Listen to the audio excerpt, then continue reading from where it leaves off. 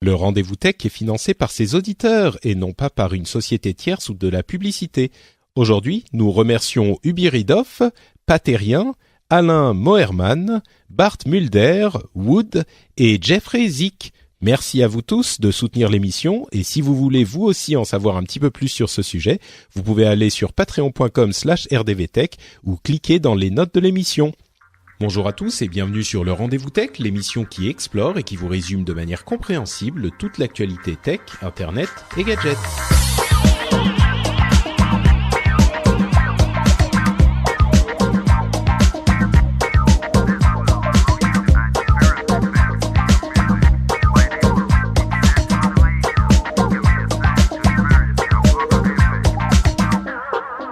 Bonjour à tous et bienvenue sur le Rendez-vous Tech, l'émission qui vous résume en à peu près 90 minutes l'actualité tech, internet et gadgets. On lit toutes les news, on lit toutes les analyses, on essaye de comprendre tout ce qui se passe d'important dans le monde de la tech et on vous fait état de ce qu'il faut retenir dans un format, j'espère, amusant, distrayant, qui en plus vous informe. Je suis Patrick Béja et aujourd'hui, pour accomplir cette mission compliquée mais vers laquelle nous nous avançons avec beaucoup de courage, je reçois mon ami et collègue Jérôme Kainborg. Comment vas-tu, Jérôme? Bonjour à tous. Eh ben, écoute, ça va. J'aime beaucoup ton presque 90 minutes. J'aime bien ma prudence. La façon diplomatique de dire, OK, il y a Jérôme dans l'émission, 90 minutes, ça va être un peu dur. Non, mais non. Tu vois, on est que tous les deux, on est tranquille entre nous. C'est un de ces épisodes de temps en temps, on enregistre le vendredi plutôt que le lundi. Et je sais pas pourquoi, c'est un petit peu casual Friday quand on enregistre le vendredi, ce qui arrive de temps en temps. Moi, c'est un peu plus cool, quoi. En slip et en tongs, comme tout le monde. Parfait. Mais écoute, justement, c'est bien qu'on soit détendu parce que on doit commencer cet épisode avec quand même un moment un petit peu difficile. Comme vous le savez, ce matin, c'était l'ouverture des pré-réservations de l'iPhone 10. Et alors, attends, pour raconter un petit peu cette histoire difficile, compliquée qui nous est arrivée, je vais mettre un petit peu d'ambiance. Alors attention, moyen technique de folie. On voit qu'on fait du podcast professionnel. À vous la régie. Donc, Jérôme, raconte-moi ce qui t'est arrivé ce matin. Ce matin, je me suis levé et je me suis fait un café. Il était pas très bon, mon café, ce matin. Et ensuite, j'ai fait comme tous les matins. J'ai fait mon émission. Tout se passait bien. Ouais. Et puis, j'avais prévu un petit peu comme tout le monde de connecter mon iPhone à 9h01 et j'avais suivi les conseils de tous les mecs qui s'y connaissent, quoi. Ouais, connectez-vous avec l'app, quoi. Mettez votre iPhone 10 en favori avec un gros cœur dessus et puis comme ça vous serez sûr de l'avoir. Mais là excuse-moi, c'est un peu dur parce que on avait encore on sent dans ta voix cette période de ta matinée où t'étais encore plein d'optimisme, tu vois, tu savais, excusez-moi, tu savais pas ce qui allait se passer. Confiant, tu vois, Apple, c'est quand même une marque à qui j'ai donné mes 2 reins, un foie, plusieurs membres de ma famille, donc je pensais que, tu vois, il y aurait une certaine reconnaissance de ma fidélité et que j'aurais un traitement un petit peu particulier. Et là, de me retrouver au milieu de ces pigeons, de ces veaux qui étaient tous en ligne et croyant dur comme fer qu'il valait mieux passer par l'application que par le site. Et à 9h01, 9h02, 9h03, toujours rien. Le désespoir. Non, mais et tu vois s'égrener les secondes puis les minutes et tu te dis mais c'est pas possible, mais que se passe-t-il? Et bon, moi j'ai vécu un petit peu la même chose, j'étais démuni. Tu vois, dans la campagne finlandaise, je rafraîchissais l'application, c'était devenu un cycle infernal, je fermais l'application, je la relançais, je refermais l'application et puis en parallèle, je rafraîchissais le site web et je voyais sur Twitter des gens qui disaient ça y est, je l'ai. Horrible. Livraison 3 novembre. Et moi, j'imaginais, je voyais les jours s'allonger, l'hiver qui passait dans la campagne finlandaise. Patrick, je pense que c'est bien qu'on en parle pour exorciser. Hein. Comme le dicton le dit, quand tu tombes de ton iPhone, il faut tout de suite remonter dessus, hein, parce que sinon ça déclenche des peurs. Donc je pense que c'est une bonne chose qu'on en parle. Et donc le résultat, toi Patrick, qu'est-ce qui s'est passé au final pour toi? Je vais arrêter la musique parce que je pense qu'on a bien compris. Hein. Alors au final, moi, quand j'ai finalement le truc c'est ouvert à 9h10 heure de Paris, j'étais à 3 semaines déjà, et puis le temps que je vérifie l'adresse de livraison de facturation, parce que bien sûr, selon la formule consacrée, ouvrez les guillemets, c'est pour le boulot. Fermer les guillemets, donc il fallait que la facturation se fasse bien au nom de la société. Et là, tu vois 30 secondes fatidiques qui ont fait décaler la livraison à 4 à 5 semaines. 4 à 5 semaines après la date de sortie. Donc voilà, écoute, carrément 4 à 5 semaines. Je suis dépité. Écoute, qu'est-ce que tu veux que je te dise? Il y a des moments. Non, où... je suis mieux loti que toi. Hein. Moi, c'est 2 à 3 semaines, moi. 2 à 3 semaines, mais effectivement, bon, déjà c'est dur 2 à 3 semaines, donc tu t'imagines ce que j'ai vécu ce matin. Je pense que là, on fait pas partie de la même catégorie sociale. Je suis même pas sûr qu'on peut encore se parler, là, Patrick. Je pense que, tu vois, il y a une différenciation qui s'est faite de la part d'Apple. Clairement. Hein, il y a l'aristocratie qui l'aura le 3, et puis il y a la grande bourgeoisie. Les bourgeois qui l'auront 2 à 3 semaines, et puis la plèbe 4 à 5 semaines. Je suis à peine un métayer de dernier rang, quoi. Donc bon, écoute. Donc voilà l'état des choses pour l'iPhone. Mais si j'ai bien compris, tu auras quand même un unboxing grâce à ta communauté le 3 novembre ou le 4. J'ai une communauté absolument formidable et effectivement, quelqu'un va me prêter son iPhone en attendant que je reçoive le mien pour que je puisse faire l'unboxing et même les premiers tests pour que ma communauté ne soit pas sans vidéo. Lésée. Bon, donc voilà pour cette petite parenthèse humoristique de mise à jour. Avant qu'on referme complètement la parenthèse, je trouve qu'il y avait deux choses intéressantes peut-être à dire sur cette sortie d'iPhone. Si on reparle de toutes les rumeurs qu'il y avait de problèmes de stock, etc. Toi, à ton avis, justement, le problème des stocks, ça vient qu'il y a des stocks bas ou est-ce que c'est des ventes records? Parce que non, moi je pense que c'est des stocks bas. Ouais, c'est des stocks bas. Oui, non, mais c'est certain. Je veux dire, il y a des rumeurs qui sont parfois plus ou moins crédibles, mais enfin là, elles sont tellement concordantes. On est à peu près convaincu qu'il y a effectivement des stocks bas. D'ailleurs, je vais en profiter. Alors, on va parler dans la première partie de l'émission de un certain nombre de sujets sur les constructeurs qui font des réussites et des succès et des le contraire de succès, c'est quoi déjà? Tu vois, moi, c'est pas dans mon langage. Des échecs. Des ratages, voilà, des échecs. Moi, c'est pas dans mon langage le contraire de succès. Je connais pas bien. Oui.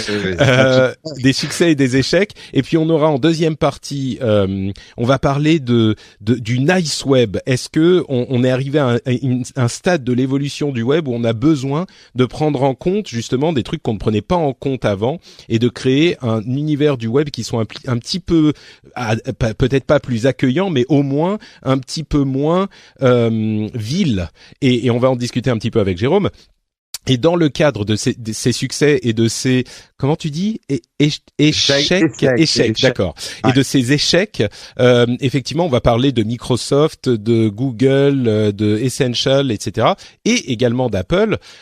Donc, tu me demandais, on reviendra sur le sujet. Pardon, je suis allé plus vite que le cheval là. Non, mais c'est pas grave. Le cheval parce que moi, je donnerais effectivement mon analyse. Je pense pas qu'il y a un problème de stock.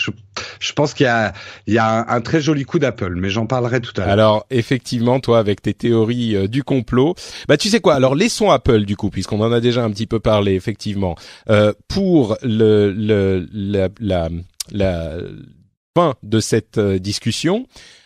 Parlons d'abord de Google, qui réussit quand même pas mal avec son Pixel 2. On va parler Google, Microsoft, etc.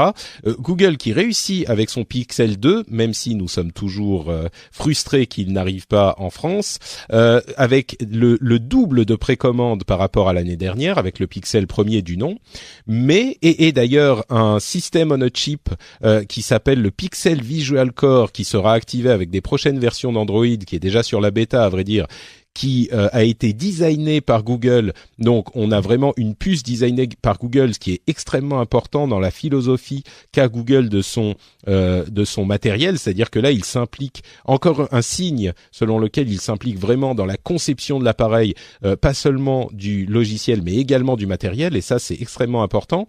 Mais de l'autre côté, on a des premières préoccupation très sérieuse sur le Pixel 2 XL qui aurait un écran qui est très en deçà de la qualité qu'on peut attendre de ce type d'écran, avec des couleurs qui alors il y a du ghosting, il y a des couleurs qui bavent, vraiment des gros soucis. Google a finalement enfin communiqué sur la chose en disant qu'ils allaient travailler au niveau logiciel pour corriger ces problèmes. Visiblement, selon eux, ça serait un problème logiciel, et ils étendent la garantie à 2 ans, ce qui n'est pas le cas aux États-Unis. Normalement, c'est en Europe, la garantie est de 2 ans, mais c'est pas le cas aux États-Unis. Donc là, ils l'étendent à 2 ans.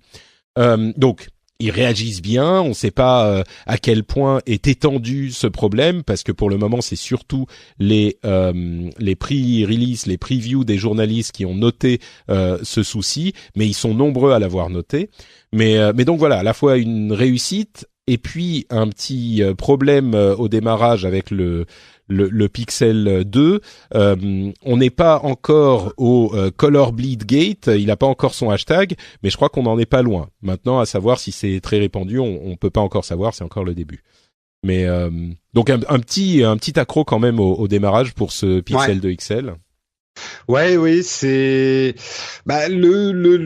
c'est peut-être pas innocent. Enfin, c'est peut-être logique de la part de Google, du coup, de pas se lancer dans tous les pays. Mine de rien, c'est des enfants sur ce marché-là. Enfin, est-ce qu'ils contrôlent aussi bien la chaîne de fournisseurs, de fabricants? On sait les problèmes des dalles OLED, que d'ailleurs on en parlera tout à l'heure avec les iPhones, etc. C'est LG qui leur fabrique les écrans. Est-ce qu'il y a eu suffisamment de contrôle? Enfin, on ne peut que pour l'instant poser des hypothèses. Mais là où Samsung et Apple ont quand même une sérieuse expérience de l'industrialisation de ces produits-là, Google l'a quand même beaucoup moins. Et c'est vrai que du coup, il est assez normal qu'ils prennent leur temps. Moi, je pense aussi, on en discutait, je crois, sur Twitter avec quelqu'un il y a quelques jours. Je pense qu'il y a aussi l'autre côté de la chaîne, qui est les partenariats qu'ils doivent nouer avec les distributeurs dans les différents pays européens, par exemple. Là, on n'est vraiment plus dans la configuration Nexus où ils distribuent un produit qui est vraiment fabriqué par quelqu'un d'autre, même s'il est assemblé par quelqu'un d'autre. On sent qu'ils veulent, eux, en faire le plus possible. Donc c'est tout bête, hein, mais le fait d'avoir des commerciaux qui vont parler, dans le cas de la France, à Orange, SFR, qui parlent à la grande distribution, qui parlent ce genre de choses, c'est pas facile à faire, ça se fait pas en 2 minutes. C'est un réseau qu'il faut établir, et à mon sens, c'est ce genre de choses qui ralentissent l'arrivée dans nos contrées, quoi. Si d'ailleurs on lisait entre les lignes des news tech, on a appris il y a 1 ou 2 semaines que Google France allait doubler sa surface de bureau et allait embaucher pas mal de monde. À mon avis, voilà, on peut imaginer. En tout cas, d'une manière générale, c'est l'arrivée du hardware Google, ouais. Et qu'il faut effectivement une force de vente. Tu peux pas te lancer dans un pays. On a vu des marques comme Xiaomi ou d'autres qui se sont pas lancées à l'international tout de suite parce qu'il vous faut une force de vente dans tous les pays quand même. C'est ça. On peut toujours mettre ça en vente sur le site et puis l'envoyer, mais du coup c'est pas fait hyper sérieusement, dans ce sens que on voit les problèmes que ça a engendré pour OnePlus, ce type de commercialisation. Ouais. D'une part, et puis ensuite. Le truc, c'est que c'est pas en vendant sur un site web à quelques geeks qui vont aller s'y intéresser que vous allez avoir une présence significative. Il faut être présent dans les magasins, il faut être présent avec les opérateurs, il faut être présent dans les grandes surfaces, enfin ce genre de trucs. Mais voilà, c'est une chose qui se prend pas à la légère. Il faut quand même réaliser, je sais que c'est toujours choquant pour ton audience ou la mienne, que nous on représente pas quelque chose de très important pour le marché des smartphones. C'est-à-dire les smartphones qu'on préfère ou qu'on achète. Alors oui, on est force de recommandation, mais en termes de vente pure, on représente pas grand-chose et pas quelque chose de très important. Tu veux dire nous les vrais geeks qui s'y intéressent autant, quoi. Voilà, oui, c'est ça. les technophiles. Le vrai enjeu d'un smartphone, c'est de vendre au grand public. Et ça se fait pas sans une force de vente, parce que le grand public n'écoute pas les émissions de Patrick Béja. Je suis désolé de vous l'annoncer, mais pas encore. Ça va venir, mais pas encore. On est quand même, on est quand même pas mal à écouter. Mais oui, effectivement. Oui, non, mais bien sûr. Mais moi aussi à ma chaîne, j'ai de plus en plus d'abonnés, donc je pourrais dire, mais on est quand même très très loin du grand public, quoi. C'est vrai. Microsoft a annoncé la fin de la fabrication du Kinect. Vous vous souvenez de l'accessoire pour la Xbox 360 qui avait connu un certain succès à l'époque et dont la technologie était particulièrement innovante. Ils en ont vendu 35 millions d'unités depuis 2010 et maintenant ils ont officiellement arrêté sa fin. Évidemment, les fans de jeux se souviendront de l'annonce assez catastrophique pour la Xbox One du fait qu'elle elle ne pouvait pas fonctionner sans le Kinect. Ils voulaient vraiment faire un gros push pour cette technologie et en faire le facteur différenciant par rapport à la console de Sony. Il y avait aussi des vues sur le monde du PC et malheureusement donc pour tout un tas de raisons sur lesquelles on reviendra pas, ça s'est pas bien passé. Mais je pense que Microsoft peut quand même se consoler un petit peu en se disant que d'une certaine manière, toutes les technologies et les idées qu'ils avaient introduites avec Kinect, finalement se retrouvent aujourd'hui dans le monde de la technologie puisqu'on a d'une part les assistants intelligents et les enceintes intelligentes comme Alexa, enfin le Amazon Echo, Google Home, etc., qui finalement reprennent une partie de ce Kinect qui est l'écoute permanente et la réaction aux instructions. Et de l'autre côté, l'iPhone 10, lui encore, qui reprend la technologie vraiment Kinect, de projection de points pour mapper des surfaces en 3D. Et qui du coup représente les deux piliers de la technologie Kinect. Et même si lui disparaît, les technologies sont encore là. D'autres choses rapidement donc de chez Microsoft, il y a des nouvelles versions du Surface Book, le Surface Book 2 avec une version 17 pouces et des processeurs Nvidia dans certaines options. Donc une belle machine un petit peu plus fine que le premier Surface Book. Si vous étiez client de cet appareil, en voilà une version encore plus aboutie. La mise à jour Windows 10 Fall Creator Update qui est arrivée. Si vous savez pas ce qu'elle inclut, en gros, il y a les fichiers OneDrive on demand, c'est-à-dire qui sont pas forcément stockés sur votre appareil, mais vous pouvez choisir ceux qui sont stockés ou pas et il peut télécharger les fichiers qui sont les plus utilisés et vous donner accès aux fichiers que vous accédez moins souvent quand vous en avez besoin.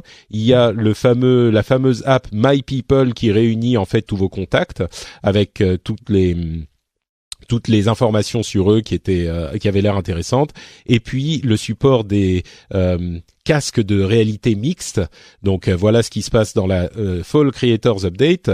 Et enfin le morceau le plus intéressant, je pense, la partie sur le projet Andromeda, sur lequel notre ami Kassim Ketfi a fait un petit papier sur Numérama en résumant un petit peu tout ce qu'on en sait ou tout ce qu'on pense en savoir. Alors je vais vous résumer ça. En gros, c'est vous vous souvenez du Microsoft Courrier qui était cet appareil qui avait deux écrans qui se refermaient comme un livre en fait. Et qui nous a tellement fait rêver quand même à l'époque. C'est ça.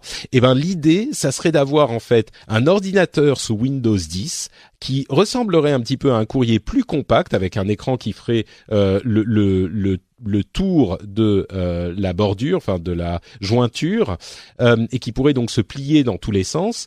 Et qui en plus pourrait passer des coups de téléphone et qui pourrait peut-être lancer des applications Android par exemple, et qui donc aurait l'avantage de tous les appareils, c'est-à-dire la portabilité du téléphone, mais également la possibilité de faire tourner les Windows 10, mais Windows 10 tout court. On sait que Windows 10 va être compatible ARM, donc les processeurs plutôt mobiles, très bientôt. Et donc, ça serait un micro ordinateur portable qui peut aussi passer des coups de téléphone, mais qui a cet écran innovant qui en fait en fait un truc utilisable dans tous ces contextes et qu'on peut brancher sur un écran et un clavier, comme c'était le cas de certains téléphones Windows Mobile qui ont désormais été abandonnés. On pense à une sortie en 2018. Donc voilà, c'est un projet quand même intéressant. Je ne sais pas s'ils vont taper juste, mais en tout cas, ils continuent à essayer. C'est en fait un smartphone qui est pas vraiment un smartphone, c'est juste un tout petit portable qui peut aussi passer des coups de téléphone. Donc est-ce que c'est un smartphone? On ne sait pas vraiment, mais finalement, il y a tout dans un ordinateur. Ils vont nous refaire le coup marketing. Non, ce n'est pas de la réalité augmentée, c'est du mixte, c'est de la réalité mixte. En gros, ce n'est pas un téléphone. Bon, oui, il permet de passer des appels, mais c'est pas un téléphone. Non, mais je comprends, mais ça me fait sourire parce que c'est quand même parce que s'ils se viandent une deuxième fois, on pourra pas écrire Microsoft se plante une deuxième fois sur les téléphones. Ben non, c'est pas des téléphones mobiles là qu'on avait fait. Non, mais je crois que la différence, langue, mais, oui. La grosse différence, c'est que c'est pas un téléphone dans le sens où c'est juste Windows 10. Tu vois, c'est Windows 10, il tourne sous Windows 10, voilà. Et puis voilà, et il y a pas de Ça, quand même, quel progrès, parce que alors, c'était un tel merdier Windows avec leur version RT, leur version mobile, etc. Là, oui. Après, c'est pas non plus un Windows 10 complet qu'ils mettent dessus. Enfin, on sait pas, mais l'idée, ça serait d'avoir Windows 10 tout court. Tu sais, Windows 10 compatible ARM, tu mets Windows 10 sur un processeur ARM, et puis voilà, ça tourne. On mentionne à peu près à chaque nouvelle sortie de téléphone à quel point les processeurs sont puissants et sont aussi puissants sur les benchmarks qu'un processeur d'ordinateur portable. Je suis quand même très sceptique parce qu'aujourd'hui, des trucs comme la Surface, on est encore obligé de mettre des ventilos dedans pour que Windows tourne sur une tablette. Donc un truc. Je crois que les derniers ont pas de ventilo justement. C'est du du passif, peut-être les derniers. Ouais. Non, mais tu vois ce que je veux dire. Et puis surtout, excuse-moi, les Surface tournent sur des processeurs Intel, dont on sait bien que la différence principale avec les ARM, c'est la dissipation thermique justement. Les ARM consomment beaucoup moins et dissipent un petit peu mieux.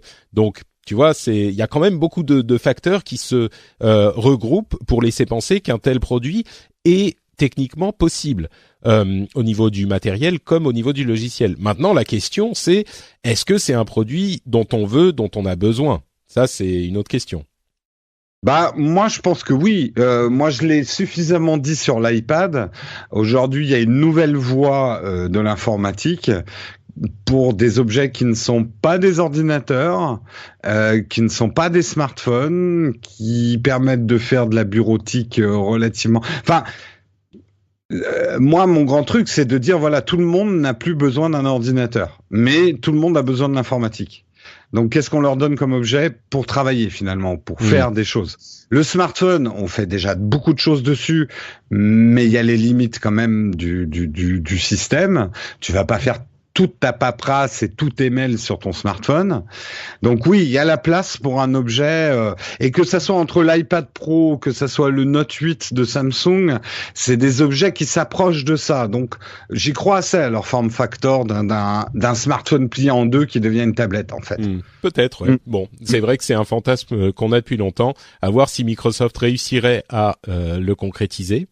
On continue avec cette partie que j'ai appelée la tectonique du hardware, ou grandeur et décadence du mobile, avec la production de l'iPhone 8 qui aurait été réduite très prématurément par Apple suite à des ventes assez décevantes, dont certains analystes pensent que elle serait de 16% des appareils vendus dans le trimestre, de tous les appareils seraient des iPhone 8 ou des iPhone 8 Plus, contre 43% pour l'iPhone 7 et l'iPhone 7 Plus. Donc on voit effectivement une chute vertigineuse, et du coup on en vient à la question de l'iPhone 10. À mon sens, il y a clairement des ventes très décevantes de l'iPhone 8 et de l'iPhone 8 Plus parce que beaucoup plus de gens que prévu attendent l'iPhone 10. Je pense qu'il n'est pas impossible que les gens qui finalement n'ont pas réussi à avoir ou ne veulent pas s'emmerder à essayer d'avoir un iPhone 10 se reportent finalement sur l'iPhone 8 qui est finalement presque, vraiment aussi bon que l'iPhone 10 sur de la plupart des points importants, voire même sur tous les points importants. Et donc, peut-être que les ventes remonteront un petit peu. Mais je pense pas que ça changera grand-chose. Je crois que paradoxalement, Apple, en mettant en avant cet iPhone 10, ils ont un petit peu tué l'enthousiasme de bon nombre de gens pour l'autre appareil, l'iPhone 8, qui est pourtant d'excellente facture. Je suis pas tout à fait d'accord avec ton analyse. Alors dis-moi pourquoi j'ai tort, Jérôme. En fait, non, tu n'as pas tort. Tu as juste fait une mauvaise analyse. Non. Est-ce que tu peux baisser un peu ton gain, Jérôme, parce que tu satures un tout petit poil. Mon gain. Si c'est possible. Attends. Bouge pas. Oui. Alors, on remet. Est-ce que c'est mieux comme ça? Je crois que c'est un peu mieux parce que tu parles très près du micro, donc ça. Oui, mais ça c'est mon problème, tu sais, c'est mon côté chanteur. Faut que je prenne crooner, le micro et voilà. Bref. Oui, n'allons pas plus loin. D'accord. Non, n'allons pas plus loin. Je pense que Apple sait depuis le début que c'est une année compliquée avec deux appareils qu'ils ont beaucoup réfléchi. Et moi, j'ai l'iPhone 8, donc je le teste depuis maintenant un mois. Comme tu dis, il est beaucoup plus impressionnant qu'il n'en a l'air dans un usage au quotidien. Comme tu dis, il embarque beaucoup de choses que finalement on retrouve dans l'iPhone 10. Mais on met du temps à réaliser ça. Et finalement, c'est assez bien joué de la part d'Apple. Parce que si tu regardes un petit peu le monde des YouTubers tech, qu'ils soient américains ou français, je vois de plus en plus de vidéos sortir et ça me fait sourire parce que moi, c'est ce que je disais dans ma vidéo de test de l'iPhone 8, qui dit ouais, on a dit au début que c'était un peu l'iPhone inutile parce qu'il a un vieil écran, un vieux design, mais est-ce qu'il serait pas quelque part plus intéressant dans un ratio qualité-prix que l'iPhone 10? Mais pour ça, si tu parles de prix, je pense que la réponse est évidente. Oui, mais tu sais, ces messages-là, ils prennent du temps à expliquer. Tu vas pas faire une campagne de com en disant l'iPhone 8 presque aussi bien que le 10 et beaucoup moins cher. Tu vois, tu peux pas résumer ça. Donc ça serait pas mal, j'avoue, quand même. Ça serait couillu de la part d'Apple. L'iPhone 8, presque aussi bien que le 10, mais 2 points de moins. Ouais, c'est ça. C'est un peu ça. Donc, tu vois comment, je sais pas si les gens se rendent compte, mais la difficulté marketing dans laquelle s'est empêtré Apple. Ils n'avaient pas le choix, mais c'est une vraie difficulté. Après, ils n'avaient pas le choix, ils auraient pu sortir le 10 l'année prochaine, une fois qu'ils pouvaient en produire plus, hein. C'était, peut-être qu'ils voulaient pas pour tester justement la qualité du produit. Là, ils avaient je pense que ça fait 2 ans qu'ils bossent sur ce Face ID, parce qu'ils savaient très bien qu'ils allaient pas arriver à faire des écrans plus grands sur la surface utile avec, tu sais, c'est des trucs qui s'anticipent à 2-3 ans. Et que là, ils prennent 2 ans d'avance sur la concurrence avec ce Face ID. C'est pas moi qui le dis, hein, c'est des articles. Ça veut pas dire que c'est la vérité non plus, mais ils ont une grosse avance. Ils misent tout là-dessus. Et ils font vraiment chier la concurrence. Moi, je parlais de ce matin des réactions de Samsung qui va sortir son Galaxy 10 en même temps que le S9 en disant ouais, on a une empreinte digitale, mais c'est nouveau quand même. Tu vois, Samsung, lui, il a tout investi sur l'empreinte digitale sous l'écran.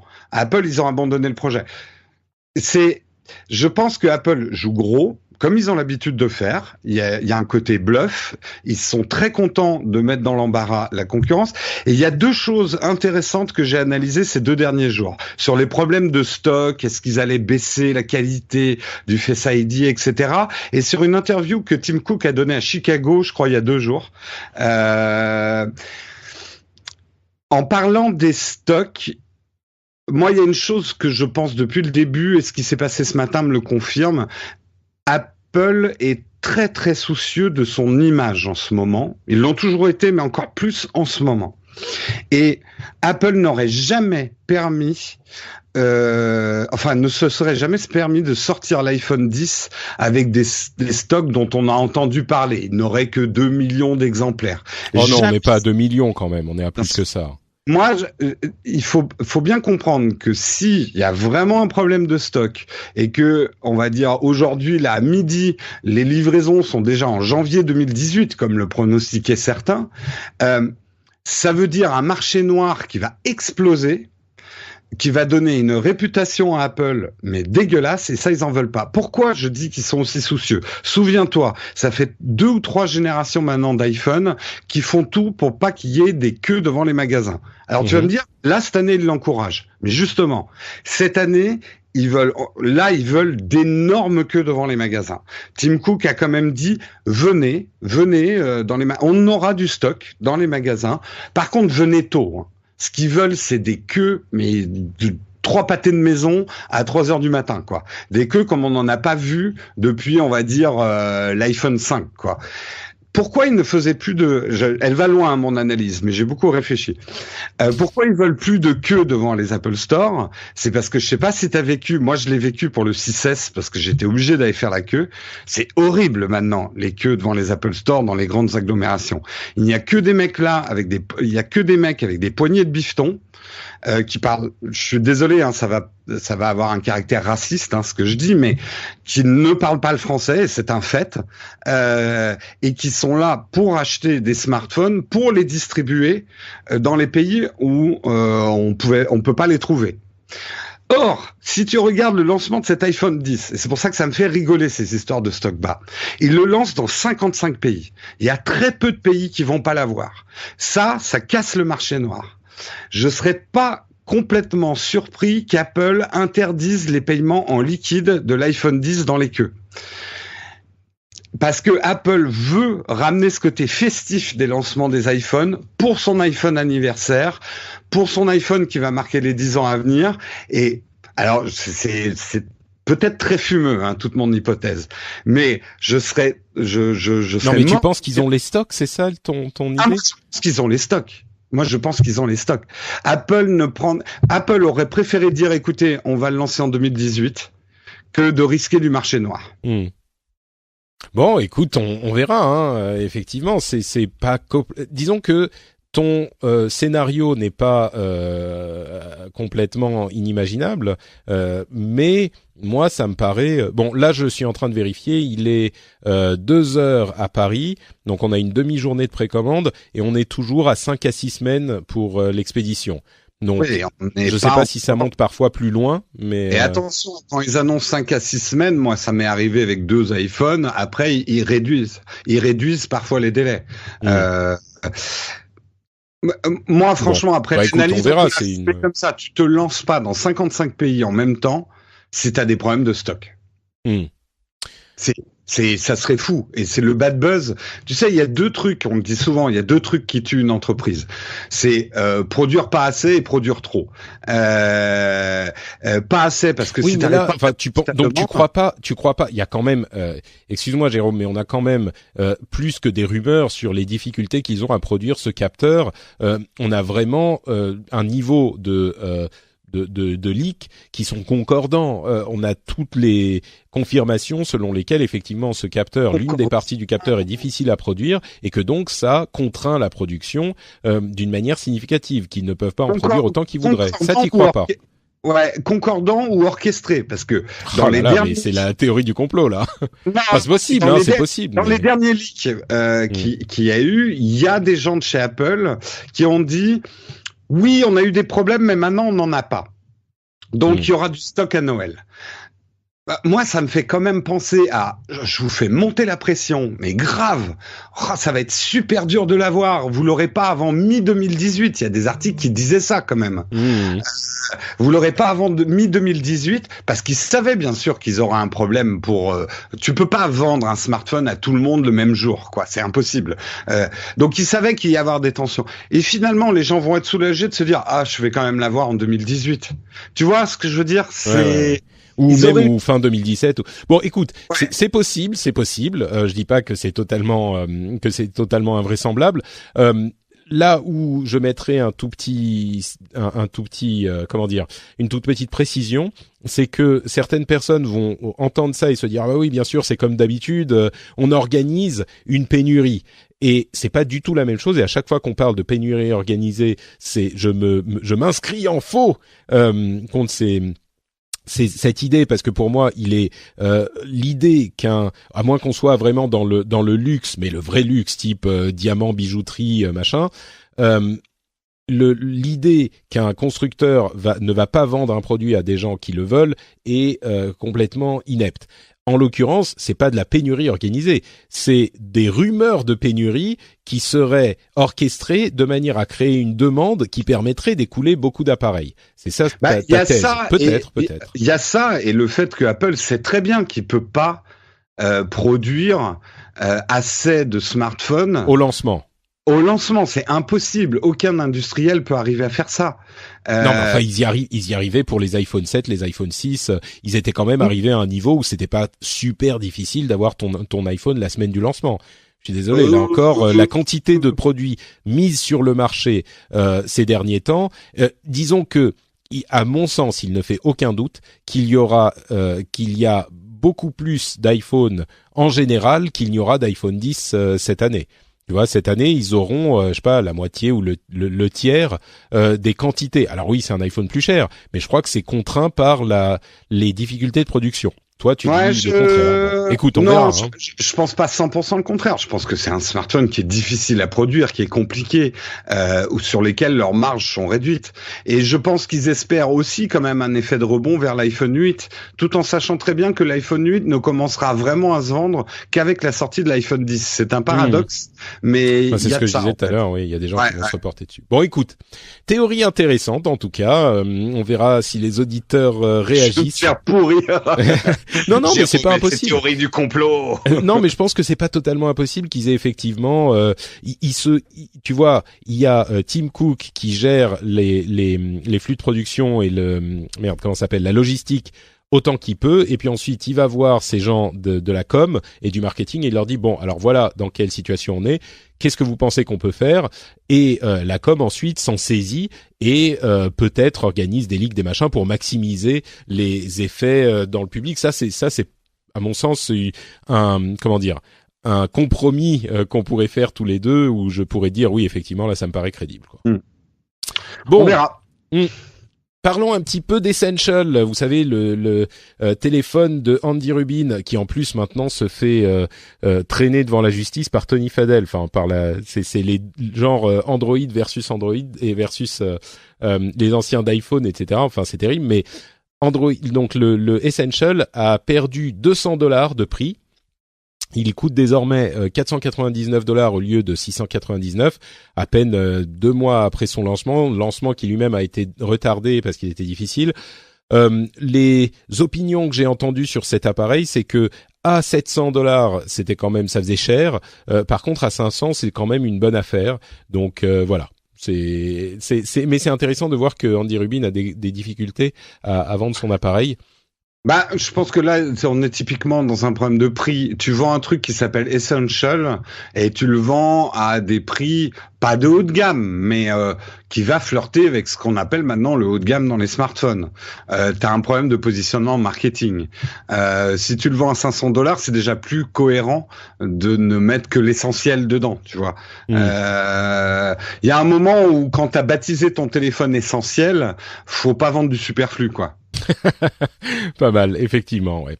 Certains penseront peut-être à la réduction du prix de l'iPhone il y a quelques années, enfin à son lancement, qui avait lui aussi été réduit de $200. Bon, je pense que c'est pas exactement le même contexte. Non, et parce que Steve Jobs, c'était pas son coup d'essai sur ce qui s'était passé sur le Mac aussi. Steve Jobs avait quand même la main lourde sur la marge, généralement au lancement des produits. Donc et il a toujours eu une très haute opinion de ses produits quand même. Parfois un petit peu trop haute par rapport au prix qu'il mettait dessus, quoi. Ouais. Je sais pas si ça a beaucoup changé, mais première review du LG V30, en gros quand même très positif. On en a parlé, on en a fait les éloges il y a quelques temps, donc très positif. Mais quand même un souci sur la qualité de l'écran. de l'écran OLED et étonnamment des images qui sont pas hyper naturelles, avec en plus beaucoup de une interface un petit peu chargée par LG. Donc bon, voilà. Ensuite, moi je l'ai pas, je l'ai pas encore eu en test, donc je vais éviter de trop m'exprimer dessus. Je devrais l'avoir en test. Hein, je l'ai demandé à LG parce qu'il m'intéresse beaucoup. Mais là où on peut reboucler les infos, c'est que le LG V30 a un problème d'OLED, le Pixel 2 a un problème d'OLED. Qui est-ce qui produit les écrans du Pixel 2 ? C'est LG, je crois, si je me trompe pas. Je crois bien, ouais. Donc, je pense qui produit les écrans. Non, LG, ils produisent pas d'écran, si je ne m'abuse. Tu sais, il y a genre 3... T'es sûr ? Justement. Ils les achètent pas à Samsung ou à Toshiba Non, ils sont enfin, si je me trompe pas, je crois que LG est justement en bataille avec Samsung pour décrocher les prochains contrats de chez Apple, au niveau des écrans OLED. D'accord, ok. Bah, écoute. Donc, à mon avis, il y a un mec de chez Samsung qui allait saboter les usines de production OLED pour pas se faire rafler les contrats Apple par LG, et du coup, cerise sur le gâteau, il saborde le lancement du Pixel 2. Ah, bien joué, bravo Samsung. Snapchat a aussi des petits stocks de Spectacles. Je ne sais pas si vous vous souvenez de ces lunettes qui avaient une caméra intégrée et qui pouvaient filmer des petits moments de vie pour les mettre sur Snapchat. Eh bien, il semblerait, ils en ont vendu 150 000 et ils auraient des centaines de milliers de Spectacles qui restent dans leurs entrepôts, en pièces détachées.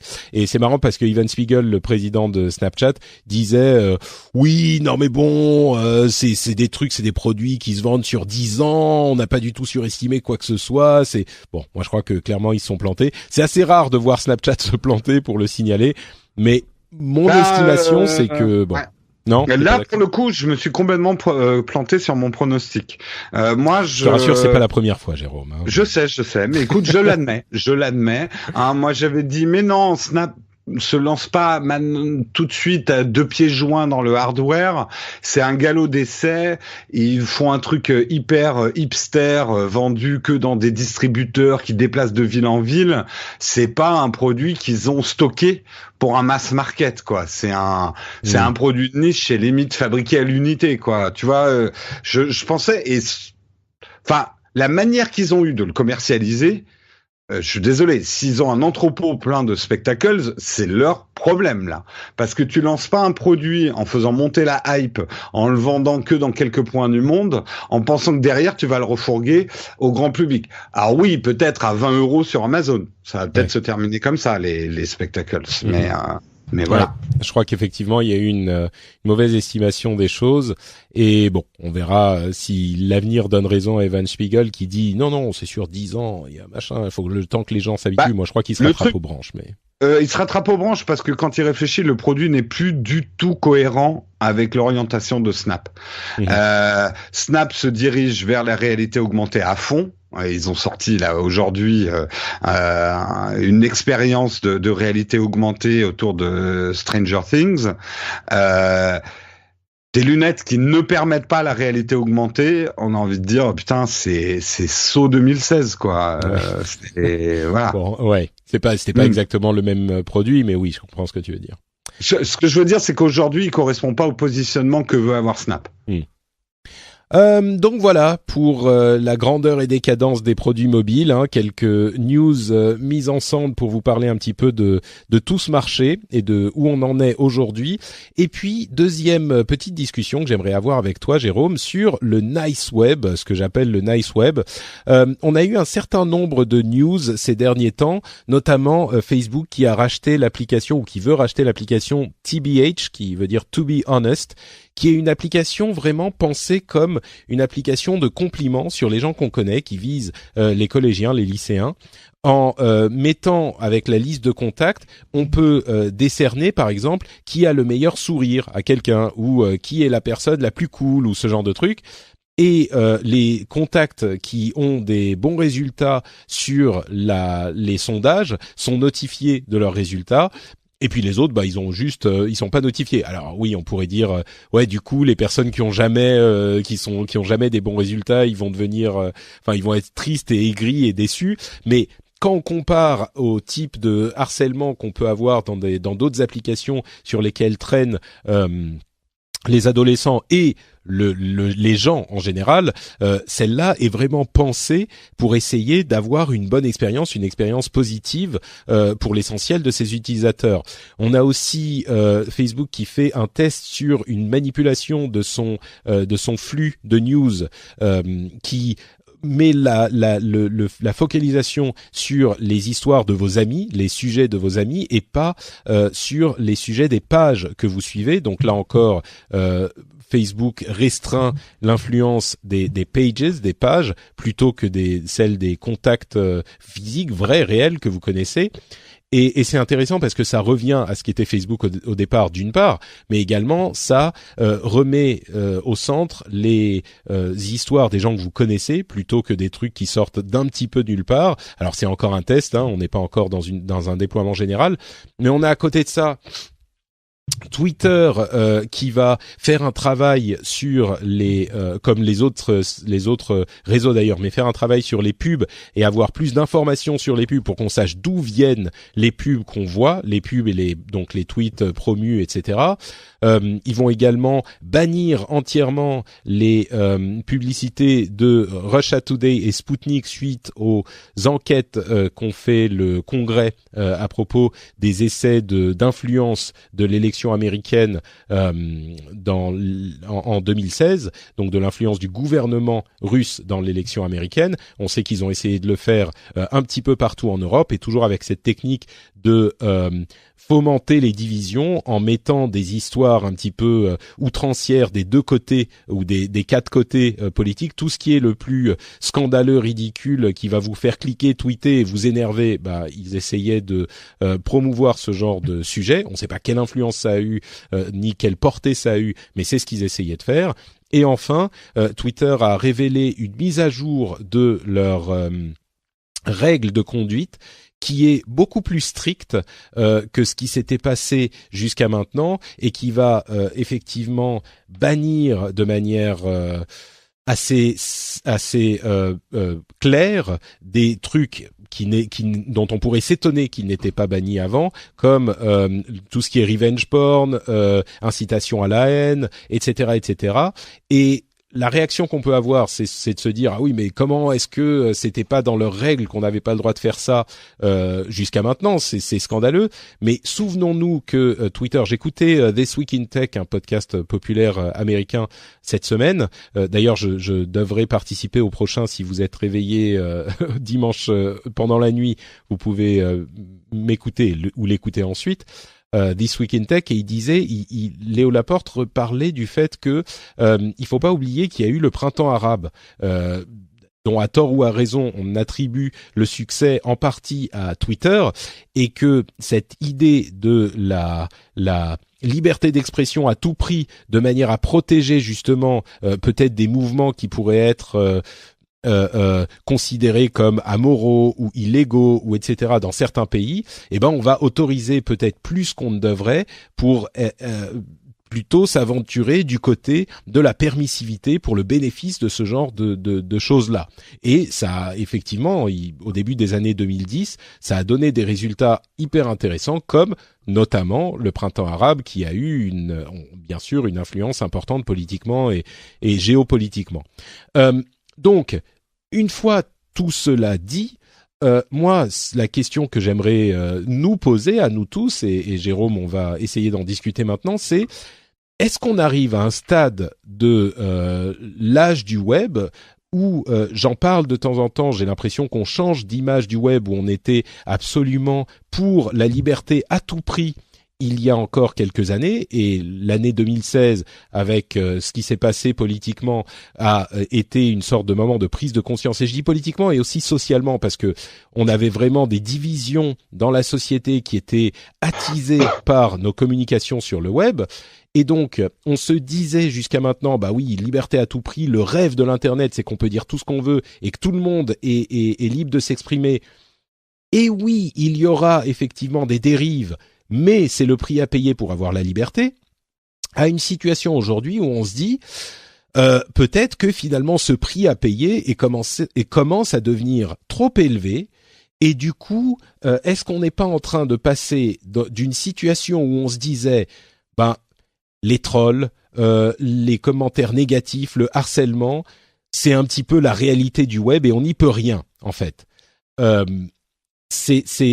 parle souvent des commentaires dans les blogs, les commentaires sur YouTube, le harcèlement sur Twitter. C'est un peu, oui, c'est horrible, mais bon, qu'est-ce que tu veux faire, quoi? Les gens, quand ils sont anonymes, c'est comme ça qu'ils se comportent, et voilà. Donc, est-ce qu'on est en train de passer à ce type de vision, peut-être à une vision où on se dit, oui, mais c'est pas une fatalité. Oui, peut-être qu'il faut utiliser le marteau de ban de manière un petit peu plus fréquente, et oui, peut-être qu'on va faire des erreurs en mettant devant, en étant obligé de faire taire des gens qui ne le mériteraient pas, mais si c'est pour civiliser un petit peu, et je suis très conscient du terme historique, de la portée du terme historique entre civilisation et barbarisme, j'en suis très conscient, mais je veux dire, pour civiliser un petit peu le web, de manière à ce que ça soit pas cette fausse sceptique permanente où oui, c'est comme ça, et si on veut aller y patauger, on va être éclaboussé par de la merde quoi qu'il arrive. Et donc, est-ce que la tech n'est pas en train le monde de la tech, l'industrie de la tech, les commentateurs, les développeurs, on a vu d'ailleurs des développeurs de Facebook, certains qui ont dit voilà, nous sommes ceux qui avons inventé le bouton like et maintenant on regrette ce qu'on a fait parce que on a perverti le monde et on veut plus utiliser le net. Enfin, c'était un petit peu plein d'hyperbole, mais tout de même.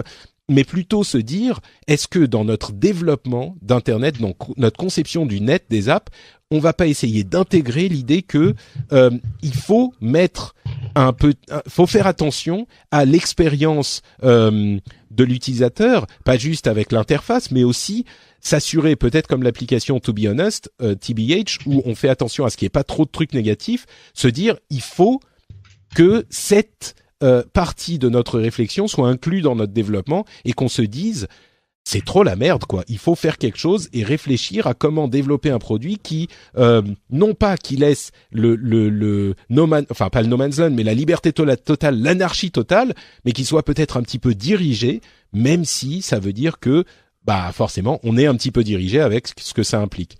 Donc, moi, c'est une réflexion qui n'a pas encore de conclusion. Je suis vraiment, mais c'est une réflexion nouvelle que j'avais pas du tout il y a quelques années, où je me disais, oui, Internet, c'est comme ça. Jérôme, toi, qu'est-ce que t'en penses? Tu es une des premières victimes une victime de la difficulté des commentaires YouTube puisque t'es YouTuber, et en même temps t'as le retour de bâton strict des problèmes de monétisation sur YouTube dont on entend beaucoup aussi, qui veut nettoyer YouTube en quelque sorte pour ses publicitaires, même si, restons clairs, le nettoyage de YouTube, c'est pour la pub. Là, on parle vraiment d'un problème de société dont on se rend tous compte, qui va encore plus loin que les questions commerciales, quoi. Oui, mais qui va souvent retomber sur des intérêts commerciaux aussi, Patrick. Ne nous voilons pas la face non plus. Tu sais, j'aurais été d'accord avec toi jusqu'à l'année 2016. Je suis désolé. Quand on voit ce qui s'est passé en 2016 et de quelle manière l'ardeur des réseaux sociaux tue notre capacité à discuter, je suis d'accord avec toi. On peut pas dire que c'est du commercial.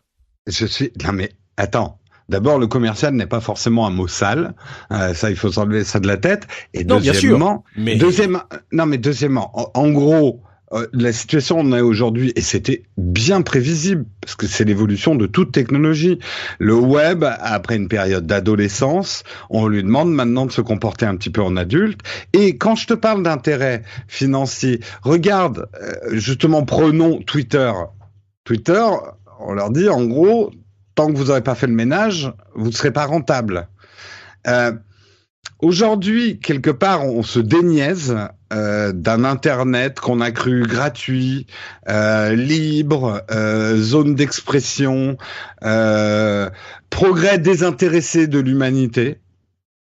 Il y a des jobs derrière, il y a des entreprises qui travaillent, il y a du commerce, ça fait vivre les gens, ça fait et défait la politique. En gros, il y a des conséquences. On est passé d'un web très adolescent, très utopiste, insouciant et utopiste, et je pense que ça a été très bien aussi.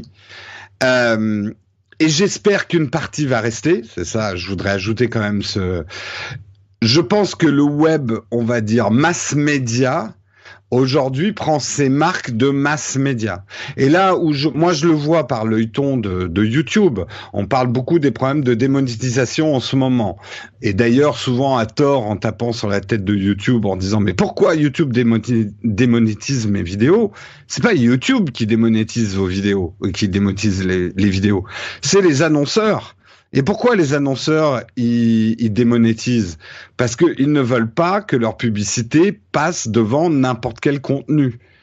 Et on peut leur jeter la pierre, mais on peut les comprendre. Imaginez, vous, votre boulot, vous travaillez dans une entreprise qui vend des pots de yaourt.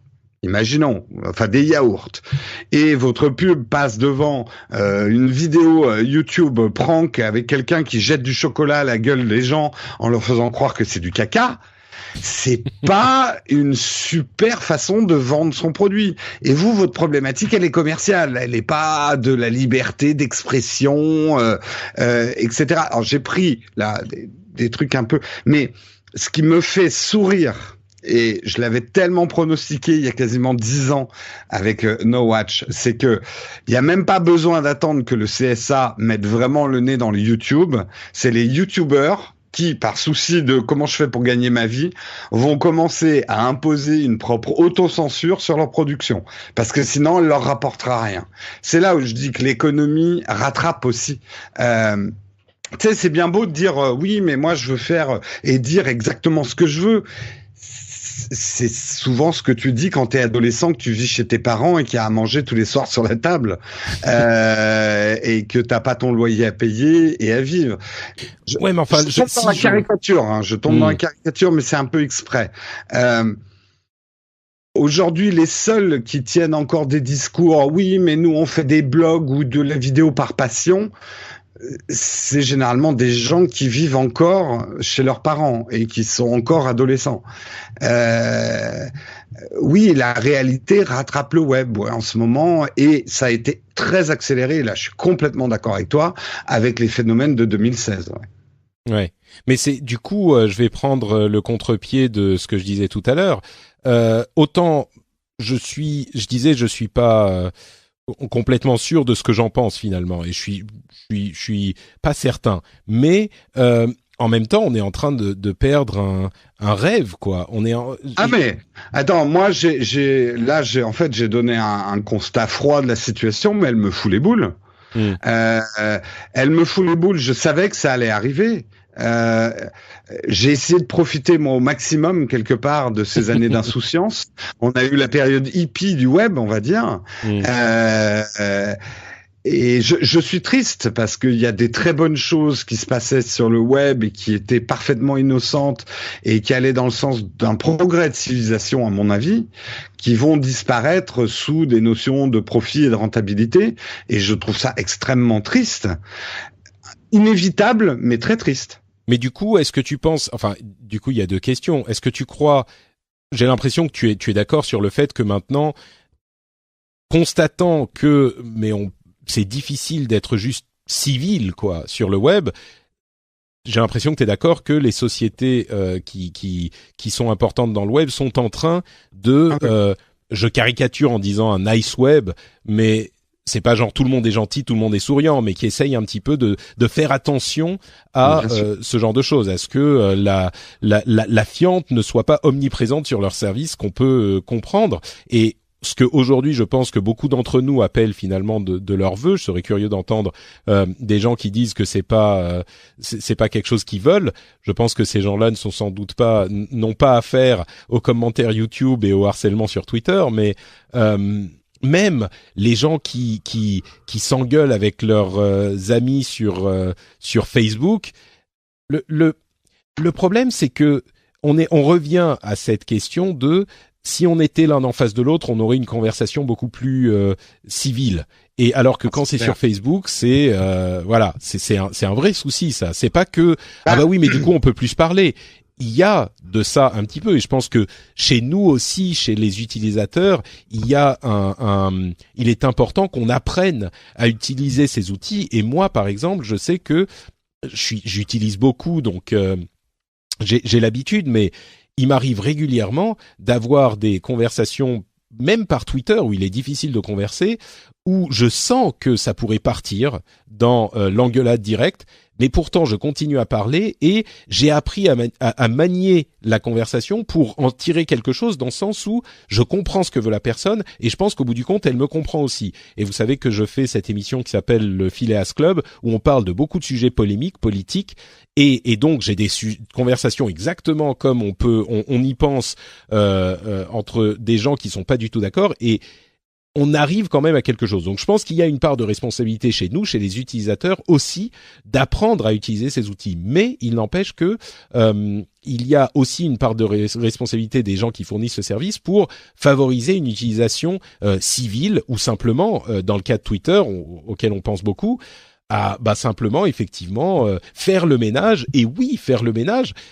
Encore une fois, ça peut vouloir dire qui décide ce qui est bien ou pas, quelle morale on suit. On va arriver à ce genre de truc forcément. Et je suis sûr qu'il va y avoir des gens pour gueuler, pour dire que mais oui, mais du coup on nous impose la pensée de machin ou le truc de bidule. Bien sûr. Mais et puis surtout, hein. Mais il faudra à ce moment qu'on se souvienne. J'espère que ça ira mieux, mais qu'on se souvienne de la encore une fois la fausse sceptique que peut être Twitter dans certains cas et dans certaines discussions. Ben oui, mais... Ceci dit, pour en revenir, excuse-moi, je parle beaucoup, mais je veux orienter la chose pour dire... de garder là, j'avais au moins 3 réponses à 3 de tes trucs, mais comme tu enchaînes les machins, on peut pas répondre. Alors, je vais te poser une question directe du coup, et puis tu pourras me dire ce que tu penses sur tout le reste. Non, j'essaye de garder ce que je voulais dire là. Bon alors vas-y, et après je te poserai une question. Merde, j'ai oublié. Non, vas-y, continue. Ah merde, t'as vraiment oublié? Je sais plus exactement. Oui, non, si. Évidemment, le problème, et là encore une fois, prenons du recul, ça s'est déjà passé dans notre société avec tous ces phénomènes technologiques. On va probablement, allez, on va dire pour les 5 ans à venir, tomber dans un excès inverse. Moi, je pense que là, le risque, c'est pas simplement que le web devienne du nice web, mais qu'on devienne trop politiquement correct web. Un petit peu ce qui est devenu la télévision. Même si maintenant elle recommence à prendre un peu des risques et à devenir un petit peu plus rough, quoi, comme on dit, ouais. Avec des HBO et tout ça qui ramènent des choses qu'on n'osait plus faire à la télévision. Je pense que qu'on n'osait plus, c'est pas qu'à un moment on les a faites et que après on les a plus faites. Hein. Si. Si tu regardes la télé des années 50, 60, elle était beaucoup plus expérimentale et même des années 70, elle était beaucoup plus expérimentale dans la liberté d'expression, notamment en France. Il y avait des émissions où il y avait très peu de censure, très peu de licence. Tu regardes les humoristes des années 80-90, ils osaient beaucoup plus de choses que les humoristes des années 2000 jusqu'à de nos jours à la télé. Aujourd'hui, mais c'est d'un plat et d'un fan l'humour. Enfin, je sais pas. C'était mieux avant, c'est ce que tu es en train de nous dire. Non, moi, quand j'étais jeune, les jeunes, ils savaient. Non, je déteste la nostalgie parce que qui regarde toujours en arrière ne voit que jamais que son cul. Non, mais les humoristes, c'est tout à fait vrai. Quand tu regardes ce qu'osaient les nuls, Coluche, Desproges, même en termes de langage, à la télé, à des heures de grande écoute, on serait choqué aujourd'hui que ça passe, mais vraiment quoi. Ouais, moi je regarde plus la télé, donc j'avoue que je peux pas vraiment. Oui, non, mais moi non plus. Mais voilà, donc tu parles tu colportes des rumeurs. Justement, c'est là où je viens, c'est que ça va probablement, moi, à mon avis, YouTube, on va tomber dans l'excès inverse de ce qui s'est passé au début. Au début, on voyait, mais vraiment tout, et c'était génial. Les mecs bourrés qui montaient des meubles Ikea, enfin, aucun sujet n'était interdit. Après, Google a racheté. C'est vrai que tu vas dans la controverse quand même là. Les mecs bourrés qui montent des meubles Ikea, c'est un peu limite, quoi. Je comprends que ça a été interdit. Là, faut pas abuser quand même. Ouais, mais tu vois, moi-même, je me suis auto-censuré. C'est que les vrais, les durs de durs, regardent ceux qui prenaient de la drogue en montant des meubles Ikea. Ah, d'accord. Ah oui. Ouais. Mais moi, j'ai peur que là, dans les 5 ans à venir, on va tomber dans l'excès inverse. Le web va devenir trop sage. On va oublier. Il y aura toujours attention, hein, le web, c'est un média qui est pour moi beaucoup plus grand que la télé. Et c'est un média qui a des recoins, qui a des territoires, qui a des zones. Il y aura toujours un web où on pourra parler, mais il sera beaucoup moins mainstream que ce qu'on a aujourd'hui, et qu'il y aura un web sage, policé, trop strict, trop censuré, et surtout, le pire, auto-censuré. Je pense que les producteurs de contenu vont s'auto-censurer pour des questions de ouais, je veux que mon émission elle fasse de l'audience, je veux qu'il y ait de la pub dessus, je veux que ça dégage de l'argent, donc j'arrête de dire des gros mots, je me bip moi-même. On voit là des youtubeurs qui commencent à se biper. C'est pas le CSA qui leur a demandé de se biper. Il y a aucune instance gouvernementale qui a demandé aux youtubeurs de commencer à mettre des bips sur les gros mots, hein. C'est les youtubeurs qui le font eux-mêmes. Ouais. Donc c'est triste, c'est intéressant. Il y aura toujours un web libre, ça je pense pas qu'il va disparaître, mais on risque de l'oublier un petit peu un certain temps pour peut-être y revenir. Allez, dans 5 ans en étant optimiste. Moi je dirais que j'ai pas une vision aussi je pourrais même dire noire que toi de ces changements. Je pense que le web par nature est quand même plus libre et moins contrôlable que les autres médias. Et que donc, oui, il y a les grosses plateformes qui sont peut-être plus contrôlées, mais on a quand même n'importe qui peut créer son site web, n'importe qui. Oui, c'est sûr que si tu veux héberger une vidéo, c'est ça aussi que les gens oublient souvent, c'est que YouTube et Google payent pour la bande passante, le service, machin, etc. Si tu veux héberger une vidéo, je suis d'accord, c'est pas pratique, surtout si tu commences à être très populaire. Mais si tu veux faire un site web ou de l'audio, par exemple, ce podcast ou d'autres, je veux dire, c'est pas le Captain Web qui va commencer à se censurer, tu vois, ça arrivera pas. S'il veut faire appel à de la pub, peut-être qu'il y aura ce problème. Mais on a la différence qu'il y a, et c'est pour ça que je vois pas le scénario comme un scénario catastrophe comme toi, la différence qu'il y a avec catastrophe, j'exagère, mais la différence qu'on a avec les autres médias, c'est que on a cette possibilité sur le web de désintermédier. Il y a plus d'intermédiaires et on peut trouver son public. Et je suis sûr qu'il y aura notamment toutes ces ambiances nauséabondes qui vont elles aussi trouver leur silo. Et ce qui me ferait peur peut-être, je crains que ça se passe comme ça et c'est inévitable, c'est qu'il va y avoir des sites quelque part ou des réseaux, c'est déjà le cas, hein, il y a des réseaux sociaux qui sont entre guillemets dédiés à la liberté de parole, le free speech, et de fait, j'en pense à un en particulier que je vais pas nommer, mais de fait, c'est devenu le repère des suprémacistes et des nazis. Et voilà, et le truc c'est qu'on va jamais, de la même manière qu'on va jamais les éradiquer du web, parce qu'on va jamais les éradiquer du monde. C'est ça la triste réalité, c'est qu'il y aura toujours des nazis et des suprémacistes.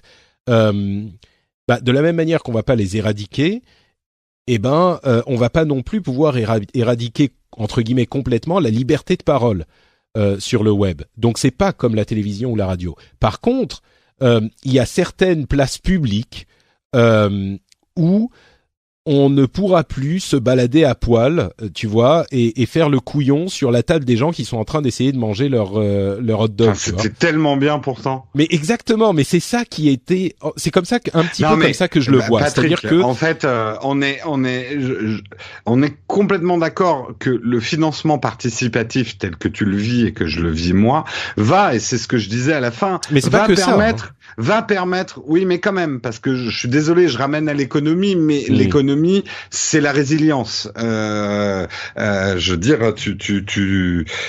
voilà, il te faut du carburant, à tout le monde, bien sûr. pour avancer. Donc, je suis complètement d'accord avec toi que le web n'est pas la télé et que le financement participatif va permettre à un web libre de survivre au même titre. Prenons l'exemple des fanzines ont permis à des courants de pensée ou à des libertés de parole de continuer à s'exprimer dans un monde qui était contrôlé par une presse qui était plus payée par la pub que par les abonnements, le système d'abonnement. Mais quand même, il faut réaliser, Patrick, toi tu le vois peut-être pas parce que finalement tu ne vis vraiment que par ta communauté qui te finance, mais Moi, quand tu vois, par exemple, une chaîne YouTube comme la mienne, on est à 80 000 abonnés aujourd'hui sur la chaîne YouTube, et j'ai, je crois, moins de 500 personnes qui sont dans mon économie contre. Tu vois, même pas. Je crois que je suis même pas à 0,5 de personnes qui contribuent sur mon audience globale. Je veux juste dire ça pour dire que oui, il y aura toujours un Internet libre qui pourra s'autofinancer, mais il va être supra-minoritaire.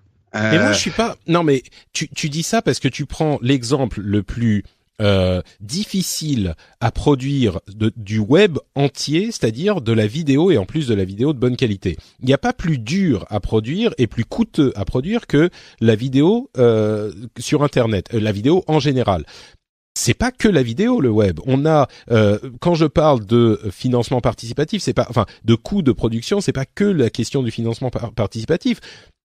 Gérer un site web aujourd'hui, mettre un site web sur le web aujourd'hui, ça coûte presque rien. On n'est pas dans une situation où on avait les radios libres et puis c'est devenu les radios d'État, enfin les radios contrôlées tout à coup et tout le monde a dû fermer sa gueule et on est passé de, tu vois, je sais plus comment il s'appelait, mais machin à énergie hyper policée. On est dans une situation où on a toujours la désintermédiation qui permet à n'importe qui de lancer son site web, de lancer son forum de discussion. On a eu un scandale avec un forum de jeux vidéo qui s'appelait NeoGAF, qui a été pris dans une sorte de tourmente de scandale de harcèlement. En 2 jours, les anciens administrateurs de NeoGAF sont allés relancer un autre forum. En 2 jours, il était disponible, il était remonté et ils ont fait un truc. Justement, c'est aussi dans cet esprit entre guillemets de nice web qui est pas, c'est pas qu'ils vont dire on a le droit de rien parler, mais ils font juste un petit peu attention au fait que bon il faut un petit peu s'identifier pour pouvoir participer. On a des règles un petit peu plus strictes, machin. Alors oui, ça veut dire qu'il y aura moins d'anonymité, mais ils ont réussi à le remonter tout de suite et de le remonter selon ce qu'ils voulaient. Ça veut dire qu'il y a d'autres personnes qui peuvent remonter un autre forum autrement. Donc je pense pas qu'on puisse appliquer ce schéma noir des autres médias justement parce que Internet étant Internet, tout le monde peut faire ce qu'il veut. Oui, la vidéo, c'est hyper compliqué, simplement parce que tu peux pas payer toi-même ta bande passante, ça coûte trop cher. Et dans ce cas, je le vois. Mais il y a plein d'autres cas où c'est pas aussi problématique du tout, quoi. Oui, après, moi, mon point n'était pas forcément sur le financement et la rentabilité du truc, mais plutôt même pour la dire... faisabilité, quoi. C'est plutôt pour dire que le nombre de gens prêts à financer pour un web libre est très réduit. C'est ça surtout que je veux dire. On le voit d'ailleurs, que ça soit Wikipédia et son financement, etc. Il y a des gens qui sont prêts à mettre la main à la poche pour avoir un web libre. Moi, je pense que ça peut marcher avec la publicité aussi. C'est pas forcément que tout le monde doit payer. Non, parce que on oublie un truc. C'est là où moi je dis non, parce que on oublie toujours que dans l'équation il y a des annonceurs. Et comme je l'ai expliqué d'abord, les annonceurs ils veulent un web sage. Ils veulent pas autre chose. Un annonceur, et j'ai bossé 20 ans en pub, donc je peux te le dire, un annonceur, il en a rien à foutre de la liberté d'expression. Lui, ce qu'il veut, c'est que ses pots de yaourt soient devant une émission gentille, où il n'y a pas de gros mots. Non, mais sérieux. Et quelque part, tu peux les comprendre. Tu peux les comprendre. T'as pas envie que ton produit soit affiché, comme tu dis, sur un tas de boue, où les gens s'insultent, quoi. Ce que tu es en train de dire, c'est que peut-être qu'avec cette évolution, il y aura les trucs méga contrôlés où les commentaires seront polissés et la pub ne voudra aller que sur ces sites-là. Exactement. Ouais. Bon, écoute. Peut-être. Moi, je pense que c'est une vision un petit peu extrême de l'évolution et que le web, étant le web, il y aura toujours la possibilité d'avoir une plus grande liberté d'expression qu'ailleurs. Mais bon, en tout cas, je crois que on est d'accord que la tendance est assez dans ce sens-là, quoi. La tendance vers l'idée d'un web un petit peu plus, tu sais, j'aime pas dire contrôlé parce que ça a tout de suite une connotation uniquement négative. Ça, c'était un truc, je voulais rebondir sur ce que tu disais tout à l'heure. Attention, parce qu'on voit souvent le contrôle comme quelque chose d'externe à nous, des gens qui nous contrôlent. Faut aussi s'interroger soi, dans quelle mesure, et moi je m'en aperçois un petit peu tous les jours, quand je tweete, etc. Dans quelle mesure on n'est pas aussi dans des années d'autocensure? on fait attention à ce qu'on dit. Et c'est bien, hein, dans l'absolu. Mais est-ce que c'est toujours bien? Et en gros, on dit toujours, oui, mais le contrôle, ça vient de l'extérieur. C'est des gens qui vont contrôler ce qu'on va dire, qui vont nous censurer. Pas oublier qu'on a tendance vachement à s'auto-censurer aussi. Mais moi, je dirais que, en conclusion, parce qu'on va avancer quand même, mais je dirais qu'il y a quand même une tendance à voir dans cette idée du contrôle, peut-être parce que on a le spectre de l'État qui se met à réguler les médias et qui du coup c'est un petit peu bon bah maintenant la fête est finie. Je pense que la situation dans laquelle on est, il peut y avoir un juste milieu entre tu vois médias contrôlés par l'État, genre avant que Giscard d'Estaing ne libéralise les médias et dise bon bah ça va maintenant c'est plus l'État qui va contrôler la télévision, tu vois. Avant qu'on arrive à cette étape extrême du comment dire. Aujourd'hui, on est dans une situation où il y a zéro contrôle. Et le fait de dire, on voudrait peut-être un petit peu plus de self-control, d'autocensure, d'organisation, ça veut pas forcément dire qu'on va direct à l'autre extrême où on ne peut rien dire et on ne peut rien faire. Tu vois, et je pense qu'il y a un juste milieu et que mon Dieu sait que je défends l'internet libre et la liberté d'expression et que je pense que c'est hyper important, mais il est possible aussi qu'on ait fait un petit peu fausse route nous tous en se disant c'est uniquement positif et les aspects négatifs sont contrebalancés par les aspects positifs. Et je crois que enfin, je suis plus aussi certain de ça. Donc, le fait de se dire bon bah on va être un petit peu plus sage, on va un petit peu plus réfléchir à ce qu'on dit et ce qu'on laisse dire, ça peut mener à une meilleure expérience pour tout le monde et pas juste une meilleure expérience genre un truc plus joli et plus formaté pour que les annonceurs soient contents, mais une meilleure expérience pour que nous, en tant qu'individus sociaux qui devons discuter de problèmes importants, puissions le faire. Il y a vraiment cet aspect qui, moi, me traumatise, c'est que toute l'année 2016, on ne pouvait plus parler sur Internet parce que on était systématiquement accosté par des bots automatisés qui non seulement des bots mais des gens aussi qui te rentraient dans l'art et on pouvait avoir aucune nuance, aucune discussion. Et ça, c'est un effet pervers du web auquel il faut peut-être penser dans les produits qu'on développe sur le web. Donc le résultat que j'aimerais avoir, c'est pas on s'auto-censure tous pour être sûr de ne pas dire de conneries et de n'offenser personne, mais peut-être qu'il y a un juste milieu entre ça et dès que tu veux dire quelque chose, tu te fais tomber dessus par tout le camp d'en face qui va te dégoûter d'essayer de dire quoi que ce soit, sans parler même des questions de harcèlement et de violence verbale et de doxing et de machin comme ça. Il y a peut-être un juste milieu. Patrick, moi là, je conclus là-dessus. Je pense que toute l'humanité devrait être comme toi, à embrasser. On est d'accord, très bien, bonne conclusion. On avance. À embrasser le juste milieu. Mais après, c'est là, je suis désolé, je suis très pessimiste. Généralement, on réagit par des excès inverses, jusqu'à arriver à un juste milieu au bout d'un moment. Quand ça se passe pas trop mal. Ouais. Moi, c'est pour ça que mon pronostic, c'est une contre-réaction. C'est-à-dire, il va y avoir un politiquement correct du web qui va être trop fort, là, qui est en train d'arriver et qui va être trop fort. Bon, bah écoute, on verra comment ça se passe. En tout cas, ce mouvement vers le nice web, à mon sens, c'est quelque chose qui est en train de se produire. On verra les résultats dans les 2, 3, 4 prochaines années et si simplement c'est en train de se produire ou non, pas du tout. On va juste continuer comme on est aujourd'hui jusqu'à la fin des temps, qui à mon avis ne sera pas si lointaine. On peut encore dire merde et putain dans le rendez-vous tech, quoi. Ça c'est bien, hein. Exactement. Je n'encourage pas les gens à le dire. Il y a les sourcils de Patrick qui viennent de se froncer dans un geste de censure absolue. Merde, ça va encore. Putain, c'est un petit peu mal poli quand même. Hein. Attention, Jérôme. Bon, bah écoutez, en tout cas, si vous voulez vous assurer que le Rendez-vous Tech puisse continuer à exister tel qu'il est et avec une liberté d'expression absolument totale de la part des animateurs qui sont invités dans l'émission et que je contrôle moi-même discrètement, mais de manière sévère, eh bien vous pouvez, vous le savez, contribuer. On reçoit des blâmes. C'est ça. Il y a des strikes. Qui nous envoie des petits blâmes. Il y a des strikes comme sur YouTube. Au bout de 3, t'es interdit d'internet. Donc, voilà. Faut faire gaffe, quoi. T'es plus invité dans l'émission. Donc, vous savez que vous pouvez contribuer à l'émission puisque, comme l'a évoqué Jérôme, l'émission est financée par ses auditeurs et uniquement par ses auditeurs. Nous avons donc un groupe de formidables patriotes qui se disent, l'émission, elle est sympa, elle est intéressante, elle me permet de passer un bon moment. C'est sympa quand je fais la vaisselle, quand je fais du sport, quand je suis dans les transports en commun.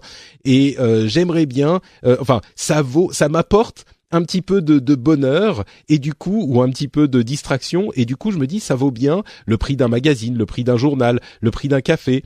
Et ces gens-là, qui sont des gens d'une qualité incroyable évidemment, ils vont sur patreon.com/rdvtech et ils choisissent de soutenir l'émission. Comment ils décident qu'ils veulent donner $1, $2, $3 ou plus par épisode. Ils peuvent limiter le nombre d'épisodes auxquels ils contribuent par mois.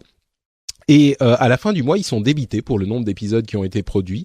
C'est tout simple, il n'y a aucune période d'engagement. Vous pouvez commencer quand vous voulez, arrêter quand vous voulez. Ça prend 2 minutes de s'inscrire et c'est ce qui permet à l'émission d'exister telle qu'elle est. Et je vous en suis infiniment reconnaissant. D'ailleurs, j'aimerais exprimer cette reconnaissance à quelques-uns des auditeurs qui soutiennent l'émission.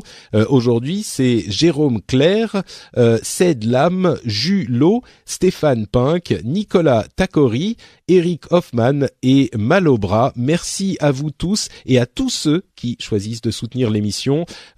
Encore une fois, on en plaisante, on en rigole. L'émission a cette indépendance et cette absence de préoccupation de ce qu'on dit, comment on parle de qui et de quoi. Grâce à vous. Donc, si vous êtes le souffle dans les voiles de la liberté du Rendez-vous Tech. Exactement. Donc, si ça vous intéresse, allez jeter un coup d'œil. Le lien est dans les notes de l'émission, bien sûr, patreon.com/rdvtech. Bon, parlons un petit peu des news et des rumeurs diverses qui ont fait l'actualité ces derniers jours. Je vais commencer avec un sujet qui est proche de mon affect. C'est la console Nintendo Switch qui connaît un succès que je ne soupçonnais pas il y a encore un an quand on commençait à en entendre parler. Et en fait, Nintendo a commencé à parler des chiffres en France. On a eu les chiffres aux États-Unis qui étaient autour de 5 millions de consoles vendues depuis son lancement en mars. On a 400 000 consoles vendues aujourd'hui et Nintendo compte en vendre autant d'ici la fin de l'année.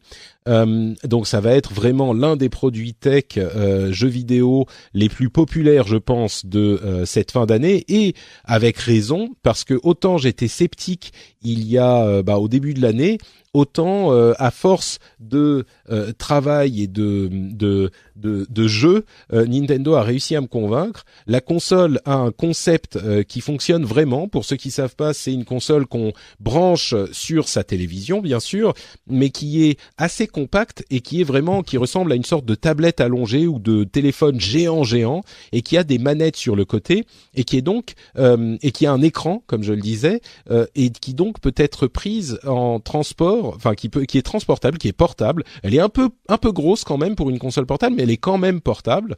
Et donc on peut jouer au même jeu à la maison et à l'extérieur. Et en plus de ça, Nintendo a vraiment créé des jeux d'une qualité incroyable pour accompagner le lancement de sa console. Un titre de Zelda qui est sorti en mars et un titre Mario qui vient de sortir là aujourd'hui en fait, auquel j'ai un tout petit peu joué et j'ai pas beaucoup eu le temps, mais écoute, j'ai joué qu'1 heure, donc je vais pas faire de grands jugements, mais les reviews sont dithyrambiques jusqu'à maintenant. Il y a vraiment des notes de super élevées de toutes les rédactions spécialisées. Et j'avoue que même sur l'heure et demie à laquelle j'ai joué, il y a une magie de Nintendo, une joie dans le jeu qui est unique et qui se retrouve vraiment dans ce jeu-là. À un moment, enfin au tout début, on prend le contrôle d'une grenouille et donc on se transforme en la grenouille en quelque sorte. Et rien que dans les animations, dans le mouvement, ils ont une maîtrise chez Nintendo qui est assez incroyable. On en parlera certainement dans le prochain rendez-vous jeu. Donc si c'est un sujet qui vous intéresse, allez télécharger cet épisode et enfin allez vous abonner à ce podcast et on en parlera.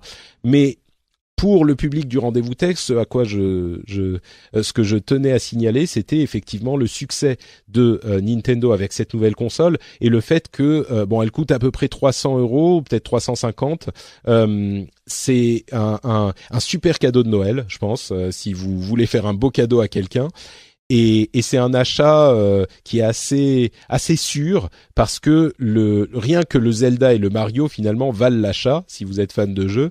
Et le concept de la console est intéressant et encore une fois fonctionne très très bien. Donc je pourrais en parler beaucoup plus longtemps, mais un vrai succès pour Nintendo qui encore une fois n'était pas gagné d'avance. La GDPR, la GDRP, la fameuse loi donc qui impose des règles strictes sur la sécurité des utilisateurs et la sécurité des données surtout. Il y a un article avec un angle assez intéressant sur Stratechery qui est un blog sur l'industrie de la tech assez connu, et l'argument est que la loi va de manière assez vicieuse finalement avantager Google et Facebook, puisque ça veut dire que le social graph, le graphe social, les informations sur vous et vos relations doit être impérativement protégé par toutes les sociétés qui ont des informations sur vous, ce qui est bien. Mais dans un contexte où Google et Facebook ont déjà toutes ces informations sur vous et peuvent, dans le cadre de, par exemple, leur service de publicité ou leur service de login qui permettent aux gens d'utiliser leurs données de manière sécurisée, ça cimente leur position sur ce marché, et d'autres auront beaucoup de mal à venir s'y aventurer parce que il y a plus d'alternatives étant donné que les sociétés peuvent difficilement partager les données de leurs utilisateurs. Donc c'était une idée assez intéressante à laquelle j'avais pas pensé, moi qui suis très pour la protection des données. Donc c'est quelque chose à garder à l'esprit, quoi, on va dire. Est-ce que tu t'es abonné à la banque N26, Jérôme ? Oui, j'ai un compte chez eux. Alors, tu sais que tu peux désormais utiliser Apple Pay en France avec N26 ? Oui, je le sais, mais je ne l'ai pas fait. D'accord. C'est vrai que N26 pour l'instant me sert surtout quand je voyage. Mais je vais peut-être du coup le transformer en un... Je me demande si je vais pas le transformer mon compte en compte Internet, tu vois. Toutes mes activités et mes paiements sur Internet. Et du coup, ça te sert à rien pour Apple Pay quand tu es en balade avec ton téléphone. Ça, tu pourras pas payer sans fil avec ton truc. Ça, c'est ça l'intérêt. Tu dis compte pour achat Internet. Tu vas pas faire des achats Internet au casino du coin. Mais si, mais oui, non, mais quand je dis Internet, c'est au sens large. On va dire oui pour tout ce qui est PayPal et peut-être petite somme en fait, somme on va dire en dessous de 500 € quoi. Petite somme, oui, non mais pas grand chose effectivement, oui. Non mais tu vois ce que je veux dire. Un peu comme dans les voyages, c'est-à-dire mon loyer restera sur mon compte principal, mon iPhone restera sur voilà, l'iPhone du coup passe sur le vieux compte et les Android passeront sur le nouveau compte. En fait, d'accord, c'est ça. Je vois. Voilà. Et du coup, Cédric Ingrand nous avait parlé de N26 Number 26 il y a un bon moment, ça doit faire plus d'un an. Toi, ton expérience est positive aussi avec cette banque. Il y a beaucoup de gens qui hésitent justement à aller sur une banque en ligne. Je sais qu'ils ont eu des problèmes de sécurité. Je suis pas un spécialiste. Il y a eu des doutes sur leur application. Je crois, mais sans vraiment savoir que c'est résolu. Moi, je trouve par l'expérience. Mais ça va vous changer la banque. Hein.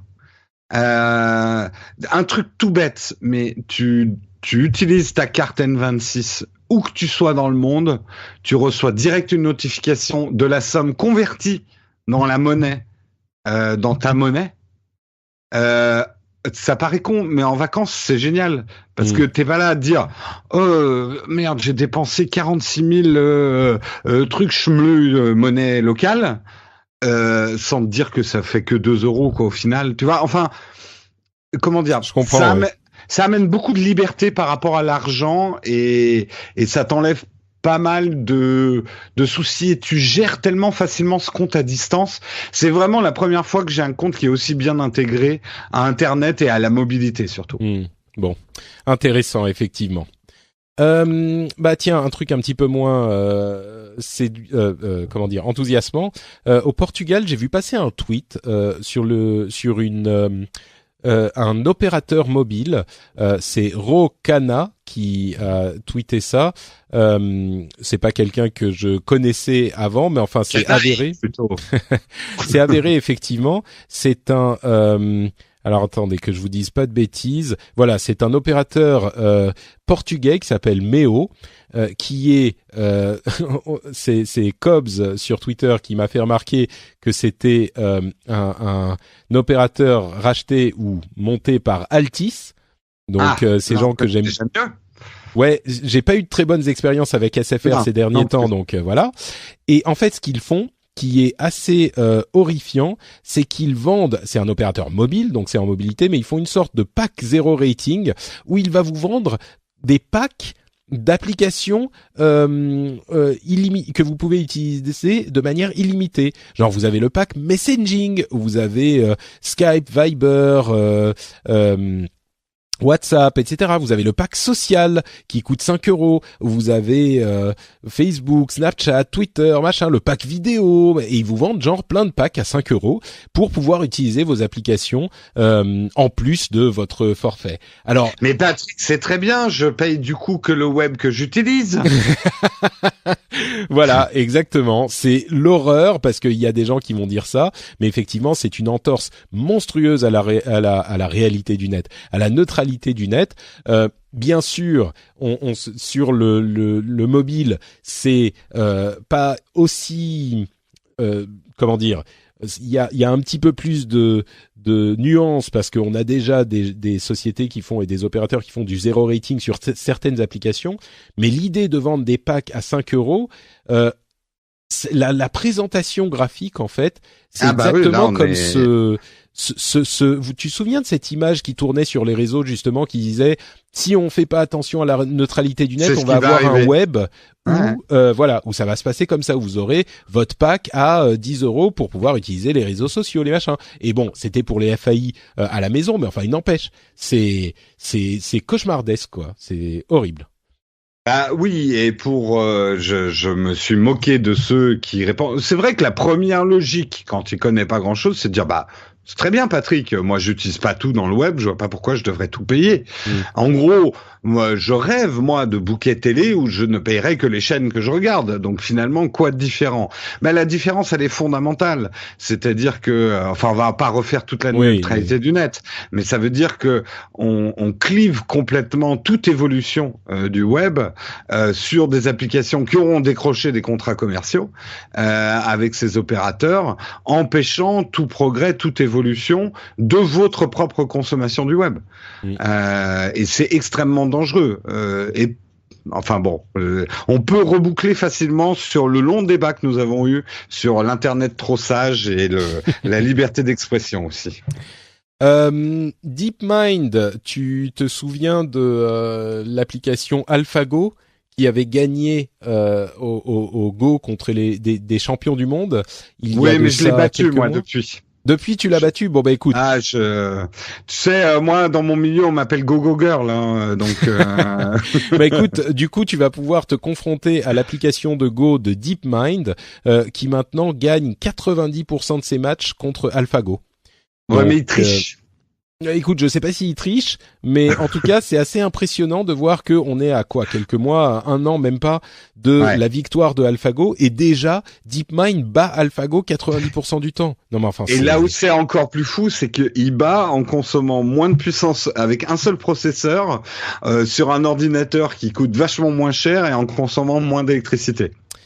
On n'est pas loin de l'intelligence artificielle qui va... Tu vois, on n'aura pas besoin d'un nice web, on aura juste un nice AI qui va décider de ce qu'on peut dire, de ce qu'on peut voir, et puis ça sera plus simple, tu vois, on n'aura pas besoin... Oui, qui te parlera avec une voix douce. C'est ça. Patrick, la commande que vous venez d'effectuer n'est pas autorisée. Patrick, le tweet que vous essayez de publier contient des éléments perturbants qui pourraient perturber vos lecteurs. Pour l'unité sociale et le progrès humain. C'est ça. Je vous recommande de modifier fortement votre message. C'est ça. Ouais, quel bel avenir vers lequel nous nous ça va être beau, ça va être beau. Il y a des sociétés tech, enfin pas mal de sociétés tech comme Facebook, Amazon, Oracle, etc., qui sont en train de développer leurs activités au Mexique pour pour compenser les politiques anti-immigration du gouvernement de Donald Trump, ce qui est pas si surprenant parce que tout le monde parle depuis un bon moment de cette nécessité de la Silicon Valley d'avoir des cerveaux frais d'immigrés qui viennent pour travailler dans les grosses sociétés de la tech. En fait, ils essayent de prendre les meilleurs. Et la politique anti-immigration du gouvernement américain aujourd'hui limite la possibilité pour ces sociétés de trouver les gens dont ils ont besoin. Et du coup, ce qui devait arriver est en train d'arriver. Bon, c'est pas non plus maintenant encore complètement avéré, mais ce qui devait arriver est en train d'arriver. Les sociétés vont ailleurs pour développer l'activité là-bas. Alors c'est très bien pour le Mexique, hein, je suis sûr qu'ils sont très contents, mais c'est intéressant de voir comme une politique qui évidemment avait une intention positive si on voit les choses du point de vue de Trump, c'est-à-dire limiter l'immigration pour redonner du travail aux Américains.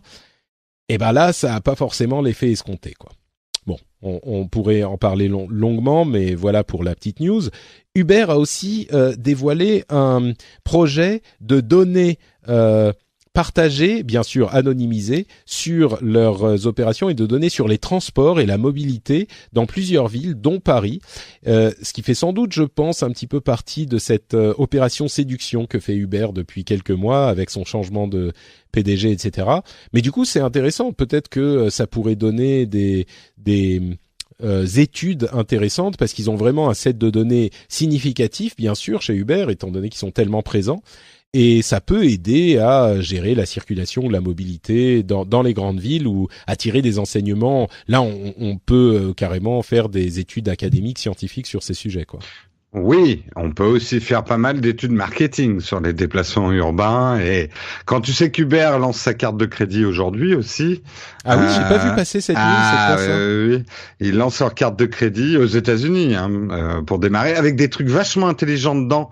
Genre, on vous donne $50 pour payer Netflix et d'autres abonnements si vous dépensez $5,000 avec notre carte. $5,000? Si tu dépenses dans l'année $5,000, ce qui est pas, avec leur carte, ils t'offrent $50 pour payer tes abonnements. D'accord. Bon, c'est 0,1%, quoi.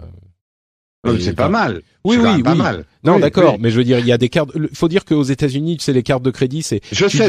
Les gens quand ont même 40. Tout le monde est, tout le monde a sa carte de crédit. Chaque société presque a sa carte de crédit. Donc ça me surprend moins, mais oui. Ouais. Mais non, mais en fait, il y a plein d'avantages. Mais c'est ce que j'expliquais ce matin, c'est que le data. Alors, on reproche souvent, effectivement, à Google de faire de la collecte de données anonymisées sur nous pour le marketing et tout ça. Faut pas oublier que les premiers et historiquement ceux qui ont certainement le plus d'informations sur nous, c'est les banques. C'est les banques et notre carte de crédit. Donc et que eux en plus ils se font du beurre des deux côtés quoi. Du beurre qui vient d'ailleurs à manquer, mais c'est un autre sujet. Non mais voilà. Après, je pense effectivement que Uber essaye. Je trouve qu'ils vont un peu vite en besogne. Là, il faudrait laisser les affaires se tasser pendant un an avant de. Mais bon, c'est pas une société qui est connue pour aller lentement. Hein. Je pense pas qu'ils ont complètement changé leur ADN. Amazon, on en parlait il y a, je crois que c'était à l'épisode précédent, un projet d'Amazon dont on avait des rumeurs qui permettrait à ces livreurs de rentrer chez les gens pour faire des livraisons à la maison. Et ben là, ils ont lancé le truc, ça s'appelle Amazon Key. Ça inclut une serrure connectée et une caméra, et ça permet aux livreurs d'Amazon, mais à terme à d'autres livreurs, de faire rentrer le paquet chez vous, carrément. Donc, bon, on était un petit peu sceptique à l'épisode précédent quand on en parlait. C'est aux États-Unis uniquement et c'est pour les abonnés Prime. Donc, c'est pas pour tout le monde. Mais voilà, donc ça se concrétise hyper vite quand même. Bah, moi, c'est ce que j'ai dit sur le sujet. À tout prendre, je préfère qu'ils rentrent chez moi que de me faire voler mon paquet sur le perron. Oui, mais est-ce que tu fais confiance à un livreur Amazon ou autre Alors, plusieurs conditions. S'il fait partie de la société Amazon et que ça soit pas un livreur lambda d'une société à côté, parce que c'est assorti quand même de tout un système de caméras de surveillance et de validation avec l'application mobile et de serrure électronique, et il prend une photo et une vidéo du livreur pendant la période où il ouvre ta porte, quoi. Ils ont des consignes très strictes de pas franchir ton perron, mais de déposer le paquet à ta porte. Donc Amazon, donc ils peuvent même pas rentrer dans la maison, c'est-à-dire qu'ils ont des consignes pour Bah, disons qu'ils vont être contrôlés. Mais imagine, Amazon ne peut pas se permettre le bad buzz d'un cambriolage. Bien sûr. Donc ça va être ultra surveillé et fliqué.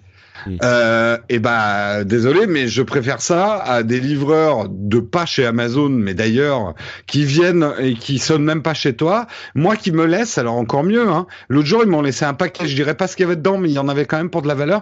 Ils me l'ont laissé en bas des boîtes aux lettres dans le hall d'entrée de l'immeuble. Effectivement, ouais. Bon, sauf que toi, quand on habite dans un immeuble, il y a la porte d'entrée, il y a le machin, c'est pas pour nous. Mais quand on est dans une maison, c'est possible. Ouais. À moins que tu remplaces la serrure de l'entrée de ton immeuble par un Amazon Key, et du coup, quand les gens veulent rentrer dans l'immeuble, ils sont obligés de te demander. C'est peut-être non, mais par contre, on peut imaginer, parce que justement, tu sais, les gardiens d'immeubles, c'est devenu l'enfer pour eux. Hein. On se fait. Ouais. Allô ? Se transforme en centre de dépôt Amazon. Ça serait pas bête que les immeubles pensent maintenant à des grandes boîtes aux lettres communes pour l'immeuble, pour tout ce qui est livraison et paquets, ce genre de choses, quoi. Oui, ça serait bon. Oui, à vrai dire, boîte aux lettres commune, on parlait à des grandes boîtes aux lettres, genre dans la maison, ça serait plus simple, genre tu glisses le truc et puis voilà, pour les livreurs. Mais boîte aux lettres commune de l'immeuble, c'est peut-être parce que je suis parisien, mais je ferais pas confiance non plus. Si ton immeuble est un tout petit peu grand, tu sais jamais qui va passer dans la salle de livraison et récupérer, tu vois, ouvrir des trucs. Dans quel monde on vit, quoi. À moins qu'il y ait des caméras partout. Et voilà, problème réglé. Tout exactement. Va bien. Hein, contrôler une petite puce là qu'on t'injecte dans le cou, hein. Et tu fais une connerie, une petite décharge. Tu sais comment on va se libérer de tout ça avec les bitcoins dont le prix a passé $6 000. $6 000 le bitcoin. Il y a peut-être, je sais pas, 3 ou 4 mois ou 6 mois, il était à $4 000 le bitcoin. Ouais, donc, quand tu sais où il a démarré aussi, c'est hallucinant. Tu te souviens qu'au tout début de bitcoin, il y avait quelqu'un qui avait payé une pizza avec 10 000 bitcoins? C'était c'était une histoire qui avait fait le tour du monde de la tech parce que, pardon? Bah, c'est aujourd'hui la pizza la plus chère du monde, quoi. Très certainement, oui. Et parce que 10 000 bitcoins, bon, ça valait rien du tout à l'époque. Et c'était marrant parce que ce concept un petit peu bizarre de bitcoin avait été utilisé dans le commerce, dans la réalité, quoi. Et du coup, c'était, enfin bon, voilà, $10 000 le 10 000 $. 10 000 bitcoins la pizza, à 6 000 $ le bitcoin aujourd'hui, bah ça fait quand même une belle pizza. Ouais. Vous me remettrez des champignons là, hein, quand même. Il peut, oui. Ouais. Et enfin, dernier sujet que je voulais évoquer, c'est une réflexion d'un article de TechCrunch qui s'intitule After the End of the Startup Era, qui parle en fait des nouveaux gros moteurs de croissance du web et plutôt de la tech, on va dire, plutôt que le web, c'est-à-dire l'intelligence artificielle, les voitures autonomes, etc., dont on pense toujours comme des trucs de la tech, du monde de la tech où tout bouge tellement, où n'importe qui peut venir et faire des choses. Et ce que dit John Evans dans cet article, c'est que on est dans des domaines qui demandent énormément d'argent et énormément de données. Ce qui veut dire que contrairement à l'internet de l'époque et les smartphones ou les applications, ce genre de choses, c'est des domaines qui sont pas forcément accessibles aux startups et qui au contraire favorisent énormément les gens qui sont déjà en place et qui ont déjà tout ça, c'est-à-dire l'argent et les données. Donc les gros acteurs de l'industrie. Alors bon, il y a Elon Musk qui a réussi à s'insérer là-dedans, comme il réussit à s'insérer partout avec Tesla, mais d'une manière générale, effectivement, c'est intéressant de se poser la question peut-être, ou de se dire que ces domaines-là ne sont pas accessibles aux petits acteurs. Donc, ouais, on fantasme souvent sur le prochain Facebook, le prochain Google. Je suis pas certain qu'ils puissent émerger. Le prochain Facebook et le prochain Google, c'est Facebook et Google, quoi. Oui, ça sera pas dans un garage, enfin le vieux mythe du garage startup qui fait un truc qui est une killer feature. Il y en aura, il y a toujours des gens. Ouais. Moi, je pense qu'il y en a beaucoup quand même, mais oui, mais ça interviendra pas sur des choses aussi majeures où, comme tu dis, le data et les fonds. Surtout que voilà, le marché, à la limite, moi c'est ce qui m'inquiète, le marché se verrouille petit à petit et qu'un acteur plus dynamique, plus petit, a de plus en plus de mal à lutter, quoi. Oui, ça c'est certain. Je pense qu'il y en a quand même et que justement, comme on en parlait tout à l'heure avec le Nice Web, ça reste possible parce que c'est Internet et qu'il y a cette désintermédiation qui est totale et donc n'importe qui peut assez facilement faire des choses qui ont du poids. Je suis d'accord mais que certainement dans le le crowdfunding. Non, mais tu reviens sur le crowdfunding, Jérôme. C'est pas de ça que je parle uniquement. Construire une app, t'as besoin d'un ordinateur et de connaissances de code. Éditer un site web, t'as besoin de $20 par an et savoir installer un WordPress. Alors que si tu voulais communiquer au monde avant, il fallait des imprimeries, des journalistes, des machins, tu vois. Dans ce sens-là, la mise de départ est très réduite, ouais. C'est ça. Mais alors que ce qu'il dit, ouais. Ce qu'il dit John Evans, c'est que dans l'intelligence artificielle et dans les voitures autonomes, qui sont les gros moteurs de la tech aujourd'hui dont on parle beaucoup, et ben dans ces domaines-là, en tout cas spécifiquement, là il faut pas s'attendre à ce qu'il y ait des petits qui sortent de nulle part. Oui, c'est des trucs, tu vois, c'est très spécifique ce qu'il dit. Mais oui, je suis d'accord que dans les médias, enfin, heureusement, il y a plein de domaines qui ne demandent pas des investissements industriels, mais il y a plein d'autres domaines de la tech qui ont échappé au monde des startup garages, quoi, parce qu'il faut aujourd'hui des investissements industriels, ne serait-ce que pour s'y mettre, quoi. Oui, bon, ça pourrait être une autre discussion. Je crois que ça va être intéressant de suivre, par exemple, l'aventure de Shadow. Oui, c'est effectivement, oui, Shadow qui est effectivement dans la configuration startup et qui va commencer à se frotter. Je sais pas si t'as entendu, mais de plus en plus de gros commencent à dire ah tiens c'est marrant, on a la même idée. Non, j'en ai pas entendu parler, mais ça me surprend pas. Nvidia, pour ne parler que d'eux, Microsoft aussi. Ouais. Nvidia, ça fait un moment qu'ils travaillent sur le streaming et sur le streaming de... Oui, mais en fait, Shadow leur a amené un élément essentiel qu'ils n'avaient pas percuté, c'est que les gens veulent pas partager leur ordinateur sur le cloud. Oui, c'est pas faux. Ils veulent pas partager la puissance. Je comprends. Bon bah écoute, sur ces considérations, on va mettre un terme à notre conversation et à notre épisode. Je te remercie de m'avoir prêté ton jugement éclairé, Jérôme, pour notre rendez-vous. Je vais éteindre la lumière. Je retourne au montage. Bah écoute, avant de te laisser partir, je vais quand même te demander de dire à nos auditeurs où ils peuvent te retrouver sur Internet. Eh bien, vous pouvez me retrouver sur la chaîne Nowtech, la chaîne YouTube Nowtech, et également sur sa chaîne fille qui s'appelle Nowtech Live tous les matins pour faire une revue de presse de la technologie à partir de 8 heures. Et je dis ça en petit teasing, c'est bientôt Halloween.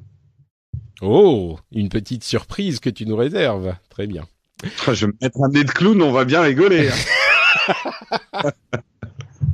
Bon, pour ma part, c'est NotePatrick sur Twitter et sur Facebook. Vous pouvez aussi retrouver cette émission sur frenchspin.fr et, comme j'en parlais tout à l'heure, le rendez-vous jeu qui couvre toute l'actualité du jeu vidéo. Et Dieu sait qu'elle est fournie en ce moment en cette fin d'année, une fin d'année absolument incroyable. Donc on vous livre nos impressions sur certains jeux et puis, comme toujours, l'analyse sur ce marché et cette industrie également. Donc ça, c'est le rendez-vous jeu qui est également disponible sur frenchspin.fr. Vous pouvez aussi trouver bien sûr les commentaires de l'émission sur ce même site. Et vous pouvez commenter pour nous dire si on a dit des choses stupides ou intéressantes, ou les deux à la fois, hein, ça peut arriver. Vous pouvez aussi, si vous le souhaitez, aller commenter sur iTunes pour dire ce que vous pensez de l'émission et mettre une note en étoiles, comme Val, Tompis 799, Teki Poea, Mage 89 et Aberto, qui sont venus nous laisser ces derniers jours un petit commentaire. Ils nous disent la référence en matière de podcast tech francophone, super podcast, toujours sympa, très bon contenu, foncez. Merci à vous tous, ça aide les gens qui cherchent des podcasts à nous découvrir, donc c'est toujours appréciable.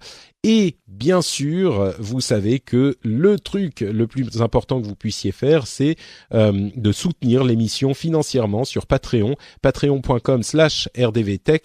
Si vous pensez que cette émission en vaut la peine, si vous pensez que l'émission est sympa ou agréable ou intéressante ou les trois à la fois, vous pouvez faire montre de votre appréciation en donnant un petit dollar sans engagement par épisode, par exemple. Ça serait énormément apprécié. Ou alors, vous pouvez aussi dire à vos amis d'écouter le Rendez-vous Tech. Ça, c'est le bouche à oreille et le conseil des amis. C'est toujours le meilleur moyen de diffuser la bonne parole. On vous remercie en tout cas de nous avoir écoutés.